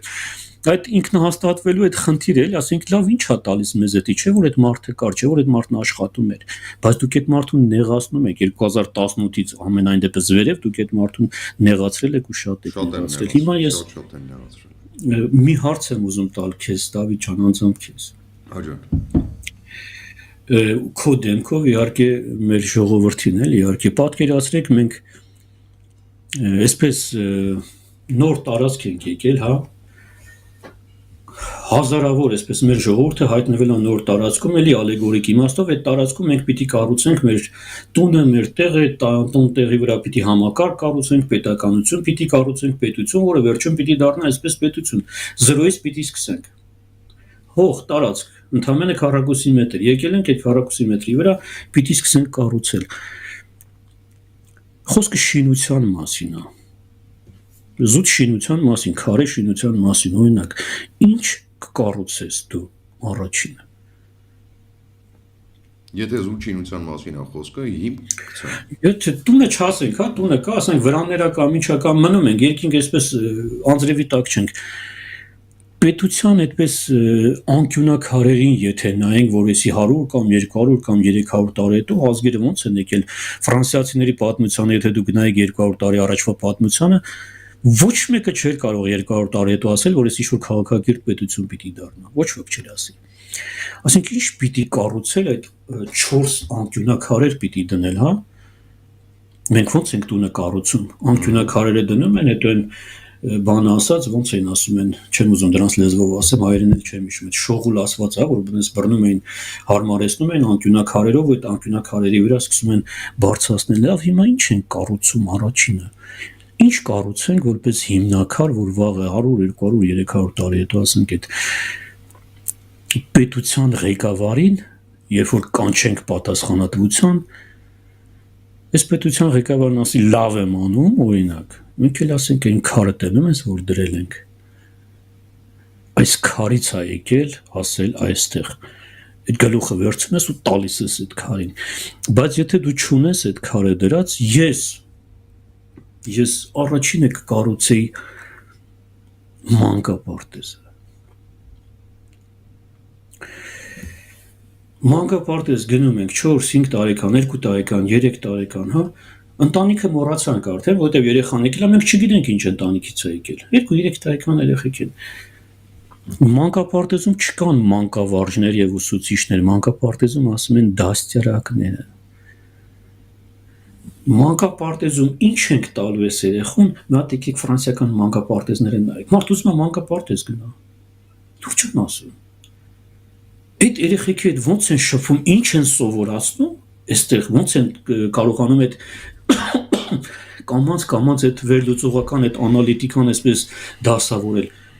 Մանկապարտեզը տալիս է դպրոցին դաստիարակված երեխեքին։ Նո այստեղ մեծամասնության մասին է խոսքը, իհարկե բացառություններ կան, խուժաներ, խուլիգաններ, անցագործներ, ամեն հասարակության մեջ կա։ Ես ասում եմ համակարգը ոնց է աշխատում։ Դպրոցում ասում են բարև ցավետանը, տառերը պիտի սովորես։ Օրը 2 ժամ, 3 ժամ դասի ես գալիս, 4 ժամ գնում ես տուն հանգստանում ես, շաբաթը մի անգամ պարտադիր, այդ երեխեքին վերցնում էին, տանում էին, ման էին տալիս ավտոբուսներով, պտտում էին, բերում էին, երբեք ծանրաբեռնվածություն չկար, հասկանում ես։ Վերջում տալիս ես ընտրության հնարավորություն եւ տալիս ես բուհում այդ մանկապարտեզ անցավ, դպրոցն անցավ, բուհն անցավ, եկավ, ավարտեց լուրջ աշխատանքի պաշտոնի, հասավ պետության գլուխ, կարաս պահանջես։ Դավիթ ջան, ումից ինչ պահանջեմ, եթե չունեմ ես այդ անկյունակարերը, լավ, սովետական կրթությունը կրկնում եմ հանուն արդարության, Դավիթ ջան, դու եթե ասենք բացես կարդաս 1900-ական թվականներից սկսած Բաումանի համալսարանը թնդում էր ամբողջ աշխարհով։ Ինչ Մասաչուսեթս, ինչ Օքսֆորդ, ինչ չգիտեմ ինչ, Բաումանի համալսարանը մի հզոր համալսարան էր, ինչ գիտնականներ, ինչ ուղեղներ, ինչ գլուխներ, որոնցից շատերը հայեր, հա։ Եկավ 91 թվականը։ Ուրա Հայաստանի Հանրապետությունը հրճակվում է անկախ հանրապետություն, Կրեմլը չկա, այսի չկա, այնի չկա, միլիարդավոր, տրիլիոնավոր արժողությամբ այդ գործարաններն իրենց ամեն ինչով մնացին ներսում, համամյութենական ջերհզոր լավագույն վարպետները մնացին Հայաստանում, որտեղ հայերն են այդ վարպետները, մեր հանքերը մնացին Հայաստանի ներսում, որովհետև չկա ԽՍՀՄ այսպես վերահսկողություն, անկախացել ենք։ Հասկանում ես, երրորդ աչքը եթե նայեր այս երկրին, կասել ես տղեկը մի տարում ես աշխարհի կեսը կգրավեն։ Այս տղեկը։ Բայց մի տարի հետո այս տղեկը ոչ գործարան ունեին, ոչ վարպետներ ունեին, վարպետները գնացել են Ռուսաստան աշխատելու։ Այն տրամվի գծերը, որ այսօր նայում եմ, հիմա մեր քաղաքում ասենք ման են գալիս միլիարդներ են ծախսում, որ բերեն դնեն, որովհետև այդ տրամվեն ամենայդպես բան տրամվայը ավտոմատ լուծելու էր բոլոր հարցերը, ավտոմատ։ Էդ էլ քանդեցին տարան։ Դե հիմա նայ ես ասում եմ, չէ Դավիթ ջան, շատ ներողություն եմ խնդրում։ Սրա մեջ բացասական բան չեմ տեսնում։ Որովհետև սրա միջով էլ պիտի անցնեն անկախ Հայաստանում ապրողները հասկանալու որտեղ է իրական ճշմարտությունը եւ վստահ եմ որ 10 տարի հետո այդ տրամվայները ստիպված ներդնելու են իրանք վերադառնալու են այդ ճշմարտությանը տրամվայը այստեղ փորձանքներից ամենափոքրագույնն է Դավիթ ես խոսում եմ ասում տրամվայի տակ ինչի տակ ուզում եք տրամվայի անվան տակ ինչ ուզում եք տեղավորեք բայց վերադարձնելու են որտեղ հասկանալու են այդ ճշմարտությունը Դե պիտի այս գիտես նոր սերունդն էլ արդեն այդ անկախությանը ոնց որ դու ես ասում այդ սերունդը այնպես էլ չի որ մենք բիզուկներ ենք որովհետև մենք անցել ենք ամեն ենք տեսել ամեն ենք տեսել բայց ինչ որ մի ինքնագիտակցման պահ կա երբ որ դու մտածում ես սկսում ես հայհոյել որ ես խեղդվում եմ ինձ ոչ մեկը չի գալիս փրկության ոնց նայում եմ լրիվ լողի չեմպիոն են ոչ մեկ չի գալիս Չի եկել են պահ, երբ որ քո մատերն արդեն կամաց անցնում է ջրի տակ, որովհետև դու դեռ պայքարում ես, դու դեռ կռիվ ես տալիս, դու դեռ դիմադրում ես ու իմիջիայլոց, ասենք այդ 5000 հոգի խեղդվողները ամեն մեկը որոշում է մեկի ոտից քաշի, հանկարծ մի ձև ինչ որ կարողանա բարձրանա օդ, հասկանում ես ու դրա մեջ մեղադրում են այն հարևանին, ինչ անենք, ռուսին դեթանք թե դեթանք ամերիկացին լավ կպայի մեր տունը թե ռուսնով այդանք ամերիկան, չէ, Պարսկաստան, չէ, Ֆրանսիա, այսի Դպրոց, մանկապարտեզ, դպրոց, բուհ ընտանիք, Դավիթ ջան, 4 անկյունակարերը։ Եվ նույնիսկ այսքանը կարողանա հաջողելուց հետո, ներողություն, այսքանը հաջողելուց հետո գոնե 2 սերունդ պիտի կարողանաս այդ համակարգով մեծացնել դաստիարակել, որպեսզի երրորդ սերունդն արդեն սկսի ինքնակրթվել, հասկանում ես։ Ես որ YouTube-ը բացեմ, ասենք մոնիտորինգի համար նայեմ ոչ թե 1.5 միլիոնով նայում են հայկական միմուսություններն ու կապիկությունները, այլ ինչ-որ ինտելեկտուալ բան են փնտրում նայելու հասկանալու։ Այստեղ որոշակիորեն գալով ամփոփմանը, հիմա նաև կգանք այն մարդու կոնցեպտին, որ դու ես պատկերացնում, որ պիտի լինի։ Ճիշտ է, հիմնասյուները արդեն ասացիր լրիվ պարզ է, լրիվ ընդունում եմ, բայց նաև սեփական փորձից եմ ասում, թե ինչ է տեղի ունենում ինձ հետ։ Բալիկներս արդեն 5 տարեկան են, աղջիկներս, ես ունեի հնարավորություն տանել նրանց վճարովի մանկապարտեզ, որտեղ եւ անգլերեն են սովորացնում, եւ ռուսերեն են սովորացնում, եւ պարեն սովորացնում, եւ երգ են սովորացնում, եւ սենյակներն են վերանորոգված լավ, եւ դաշնամուրգ կա դրված, չգիտեմ, խոհանոցում լավ մասնագետ է աշխատում, սնունդը վստահաբար ավելի լավն է, քան պետականներում, ունեմ այդ հնարավորությունը, հիմա էլ ունեմ այդ հնարավորությունը, ամեն բալիկի համար ամսական $250 տալ, այսինքն ամսական մենակ $500 տալ, բալիկներից տանելու վճարովի, այսպես կոչված ավելի լավ մակարդակ մանկապարտեզ։ Բայց մի պահ մեջս ինչ-որ բան կոտրվեց, ասում եմ, լավ, դու ապրում ես անկախ պետությունում, այդ անկախ պետությունը քեզ ասում է, ես քո երեխայի կրթությունը նախնական, նախադպրոցական կրթությունը կարող եմ վերցնել ինձ վրա։ Ու ազնվորեն էլի կրկին գուցե պաթետիկ հնչի, բայց դա չեմ դնում հիմքում։ Ասացի, ստացվում է, որ ես ինչ-որ մասնավորի իմ երեխային վստահում եմ, բայց իմ պետությանը իմ երեխային վստահել չեմ ցանկանում։ Իսկ գուցե ինչ-որ համակարգ կա, ըստ որի պետությունը հետո իմ բալիկից ինչ-որ բան ուզելու է, եւ լավ կլինի, որ ես այդ համակարգի մեջ իրան տեղավորեմ։ Այդ համակարգում տեղավորեցի բալիկներս 2 տարի գնում են պետական մանկապարտեզ։ Բայց այն ինչ որ ես դիտարկեցի այս 2 տարվա ընթացքում, ինձ միայն ցավ է պատճառել։ որովհետև ամբողջ խոսույթը գնում է ոչ թե լավ կրթության, ոչ թե քաղաքացի ձևավորելու, ոչ թե անհատ ձևավորելու ուղղությամբ, տառապանքի, ողբի, լացի ուղղությամբ, յուրաքանչյուր հանդես, որ կազմակերպվում է, այդ ողբը զոհեր, կորուստներ, անդադար ու մի օր չդիմացա։ Տնօրենին ասացի, գիտեք ինչ, ես ինքս չեմ դիմանում, տղամարդ եմ 32 տարեկան, ես տեղեկատվության հետ եմ, ես այդ զոհեր, կորուստներ, ես ինքս չեմ դիմանում։ Այս երեխաներին ամեն հանդեսի ժամանակ ինչու եք այդ տրամաբանության մեջ մտցնում։ Ինչու այլ ընտրանք չեք տալիս բացի ողբը։ Ու ես հիմա ձեր խոսքից էլ հասկանում եմ, Էդուարդ ջան, որ հայելի դրանից է սկսում։ Սրան այլ ընտրանք չկա, եթե դու այնտեղ այդ մարդու մեջ կոդը չդրեցիր, որ էսա ճիշտը, ոչ թե էս։ Ուրեմն ինքը դա բարձրանալու է, դառնա ծնող է դառնալու, մայր է դառնալու, ինքը երեխուն էլա ողբի մեջ մեծացնելու։ Որտեվ իրան մանկապարտեզում ասել են ողբա, լացի, դու լացակումած ժողովուրդ ես, դու անդադար կործանվող ու կոտորվող ժողովուրդ ես։ Լավ, հիմա այս կոնցեպտը ոնց ձևավորենք։ Այդ մարդու ասում է, բաց, որ թղթի վրա մենք անկախ ենք։ Այս անկախ պետության մարդու կոնցեպտը ամփոփելով ոնց ձևակերպենք։ Դե հիմա դες եթե նորից հետ գանք այդ հիմքերի հիմքին, ենթադրենք համաձայնենք, որ անկյունակարերը ճիշտ են ընտրել, բայց չէ որ մենք արդեն տուն ունենք կառուցած, որ 100-ամյակներով գալիս է։ Այսինքն դու այն ինչ որ ես ասում եմ, այն ինչ որ մենք ընդունում ենք, ինչին մենք համաձայն ենք, գուցե հնարավոր լինի կառուցել ընդամենը մի 20-30 տարում կամ մի սերունդ կամ գուցե հնարավոր լինի, բայց սերունդ է հարկավոր մինչև ապամոնտաժես եղածը, որպեսզի կարողանաս նորը դնես։ Քանի սերունդ է հարկավոր։ Դու հիմա չես կարող սրա վրա ասել, գիտես ինչ, բերեք դպրոցը քանդենք, նոր դպրոց սարքենք։ Կրկնում եմ, հрьяաները դեղից վեր կացան եկան այնտեղ, բայց գերությունը հետները բերել են, այսինքն այդ ենթագիտակցական պարալիչը, այդ ենթագիտակցական շերտերում այդ պարալիչը, որ 2-3 տարեկան երեխային արդեն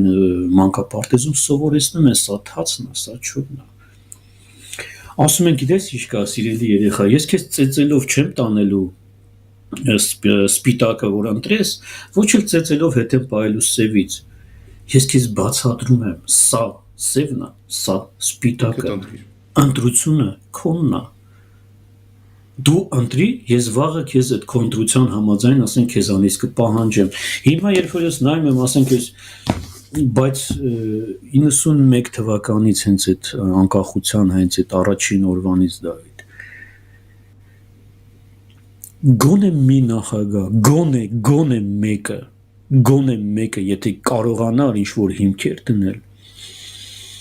դրա վրա արդեն հնարավոր կլիներ ինչ-որ բան կառուցել, որովհետև այդ քանդելուն հավասար դու պիտի հասկանաս ինչ ես դնում, զուգահեռաբար, ասենք թե ապամոնտաժում ես այդ տեղածը, սերունդը մտածում ես, որ ապամոնտաժում ես այդ տեղն ինչ են դնելու, ինքը չի սպասելու 100 տարի, որ դու հասկանա տեղը ինչ ես դնելու, այլ ընտրանքը տալիս ես, ասում ես սիրելի հայ ժողովուրդ, դու ոչ թե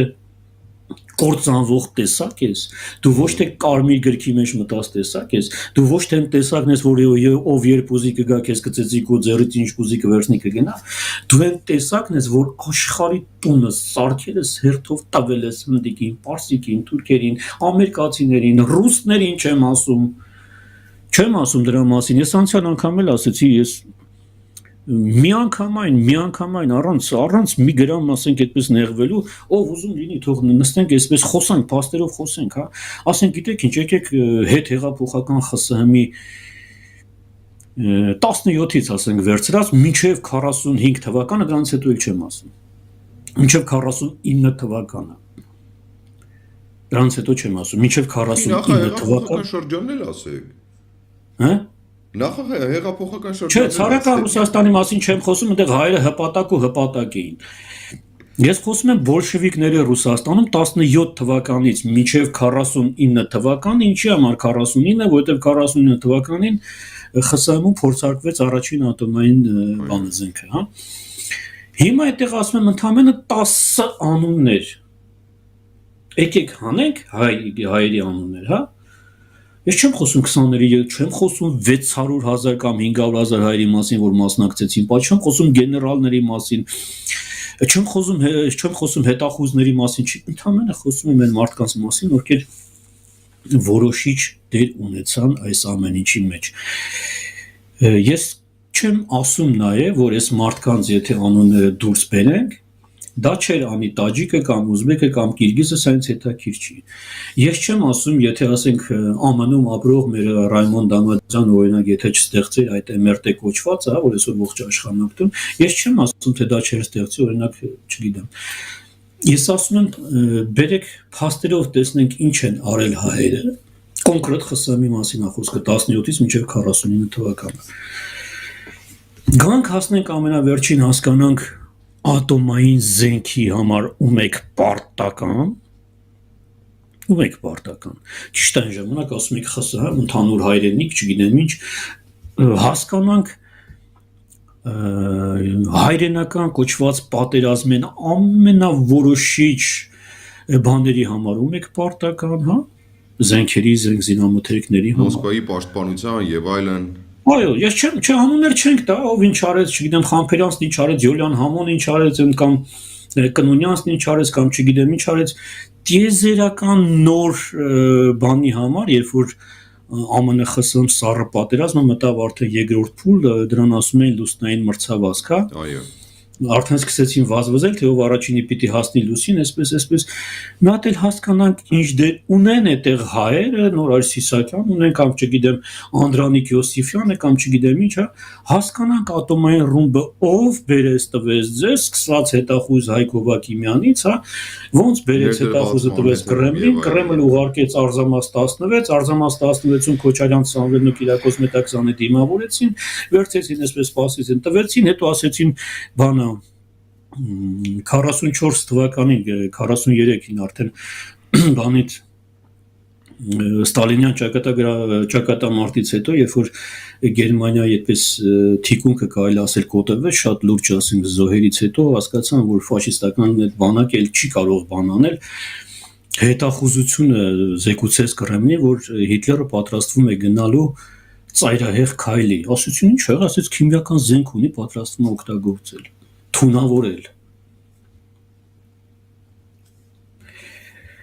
ԽՍՀՄ-ն էլ ասեց քյավարցի տղակը է, քյավարցի, այսպես կներեք իհարկե լեքսիկոնի համար, բայց այսպես մի քիչ բանով այլ է ստացվում։ Ասում է քյավարցի տղակը է, ավետիքը, գնացեք հələ բերեք Բուռնազյան ավետիկին։ Создатель химического щита Советского Союза։ Ասում ես լավ, բերեք իսկ մարդկանց անունները հանենք, ես չեմ ասում ավետիկը չաներ չեր անի, դա չգիտեմ, կամ ինչաձեն կամ ինչով է ենթադրենք, հա, Մամեդովը կամ չգիտեմ, չեմ ասում։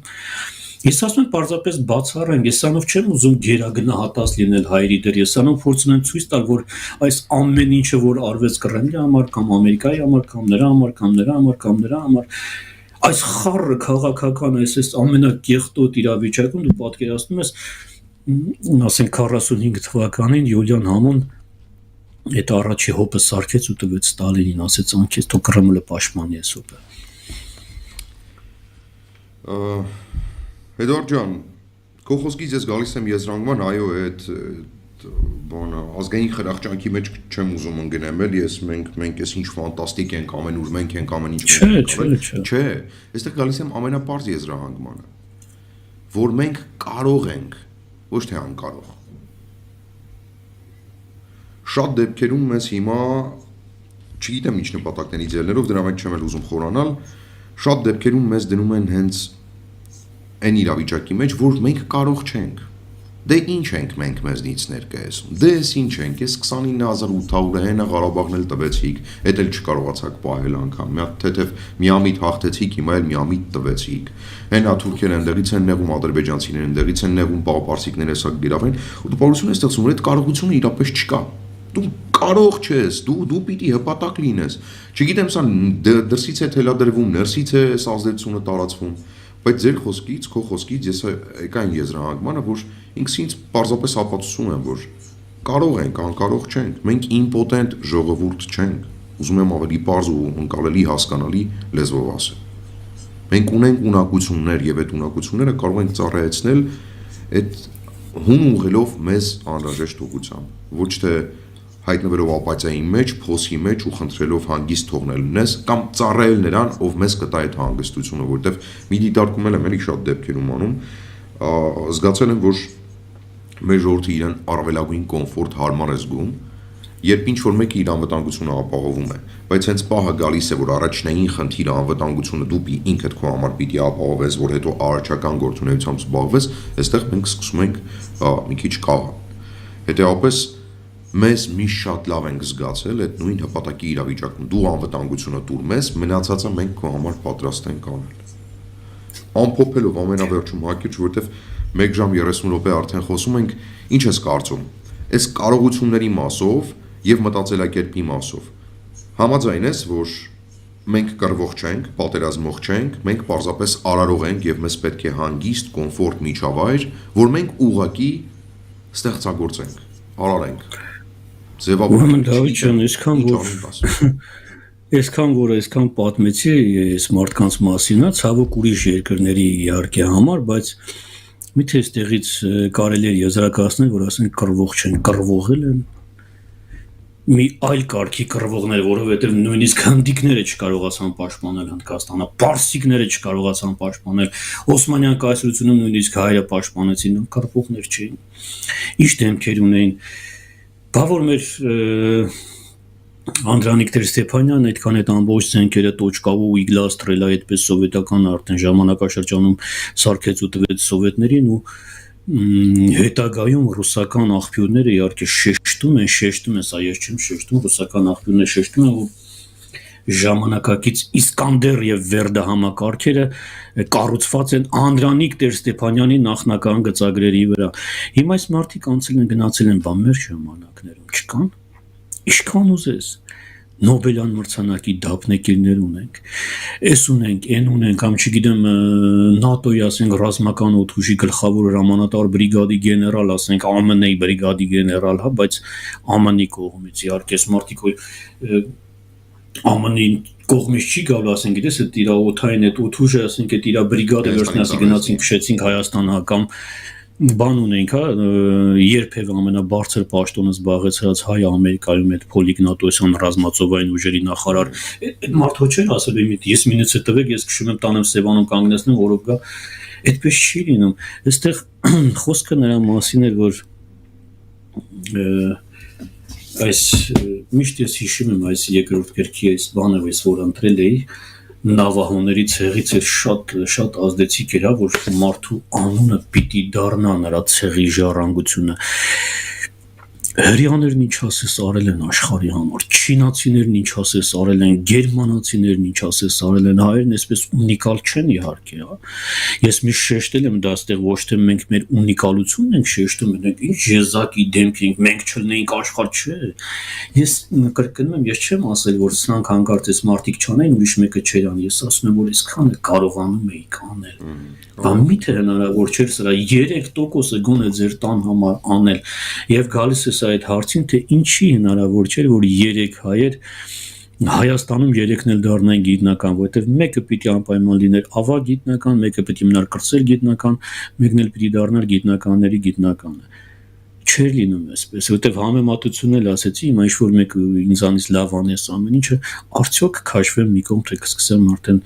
ժողովրդին կպնել մի հատ էլ, այ քեզ բանես մի տարիա։ Իսկ իմ ողջ արածի նպատակը հենց դա է, Դավիթ, որ արհեստականորեն են ձեզ բերել այս ընկճախտին։ Այսքան որ ասում եմ, այսքան որ պատմում, բա դուք չեք պատկերացնում, որ այս կարգի պոտենցիալ ունեցող ժողովուրդն ու նրա այսօրվա քաղաքական եւ բարոյական, ասենք, այդ վիճակը չի համապատասխանում, չեն կպնում իրար, չեն զուգահեռվում սրանք։ Ախր լրիվ հակառակը պիտի լիներ։ Ես հուսամ, որ ժամանակի ընթացքում լավատես եմ այս առումով։ Ես հուսամ, որ ժամանակի ընթացքում այդ միջուկը ձևավորվելու է, այլ ընտրանք չկա։ Եվ այո, այստեղ անկախ պետականությունն է պետք, որ այդ միջուկը ձևավորվի Հայաստանում, հայության համար, հայկական մոդելով տրամաբանությամբ, չգիտեմ, շատ բառեր կարելի է այստեղ օգտագործել, բայց մեզ համար առաջին հերթին։ Ես հուսամ, որ մենք դրան հասնելու ենք եւ ձեր քո կատարած աշխատանքը Էդուարդ ջան, այս մասով ահագին կարևոր է, որովհետեւ ինքս էլ ասում եմ, ես արտերկրում էի գտնում, երբ առաջին անգամ գիրքը բարձեցի ու սկսեցի կարդալ։ Հանգստի մեջ էի գտնվում։ Բայց այդ հանգիստը բացառապես այդ գրքի միջոցով լիարժեք դարձավ, որտեղ ես բավարարված հետ վերադարձա Հայաստան, ոչ թե որովհետև գնացել էի ծովափ հանգստանալ, այլ որովհետև ձեր առաջին աշխատությունն էի կարդացել ու հավատս չէր գալիս։ Ես չէի կարողանում հավատալ, որովհետև դա վեր էր իմ պատկերացումներից։ Այս կարողությունները, որ մենք աշխարհի տարբեր հատվածներում մեր հայրենակիցների դեմքով ունեցել ենք, իմ համար անհավատալի էր։ Եվ հետեւաբար այս աշխատանքը կարծում եմ իր շատ արժանի գնահատականը ստանալու է ու շնորհակալ եմ, որ շարունակում ես։ Ես եմ շնորհակալ Դավիթ ջան ու քեզ նախադասությամբ այսպես ասեմ այն խեղդվողի օրինակին եթե նորից անդրադառնանք որևէ մեկը չի թռնելու ձեռք չի մեկնելու մեզ ոչ անգլիացին ոչ ամերիկացին ոչ առավել եւս ռուսը ոչ պարսին այսպես ազգային պատկանելությունը մի կողմ թողնենք այն ամեն ինչից պետք է բռնվել չխեղդվելու համար ընդհանրապես սեփական պոտենցիալն էր եւ մարդ շփմանը հասնելու գերակայություն, այսինքն գոնե 2-3 կամ 10 հոգի կարողանային միտեղ հանգիստ նստել բանավիճել ու հասկանալ իրենցից ով կարող է ամեն ավելի լավ անել, այն մնացածին նկաշվեին մի կողմ։ Ինչքան ժամանակ կգնա դրա համար ես չգիտեմ, բայց կարծում եմ այդ կամաց արդեն հասել է այդ պահը, երբ որ հայ ժողովուրդն հասկանա, որ արդեն էլ ոչ մի տեղից չկա այդ օգնությունը ու արդեն պիտի բռնվել սեփական ունեցածից այդքանը։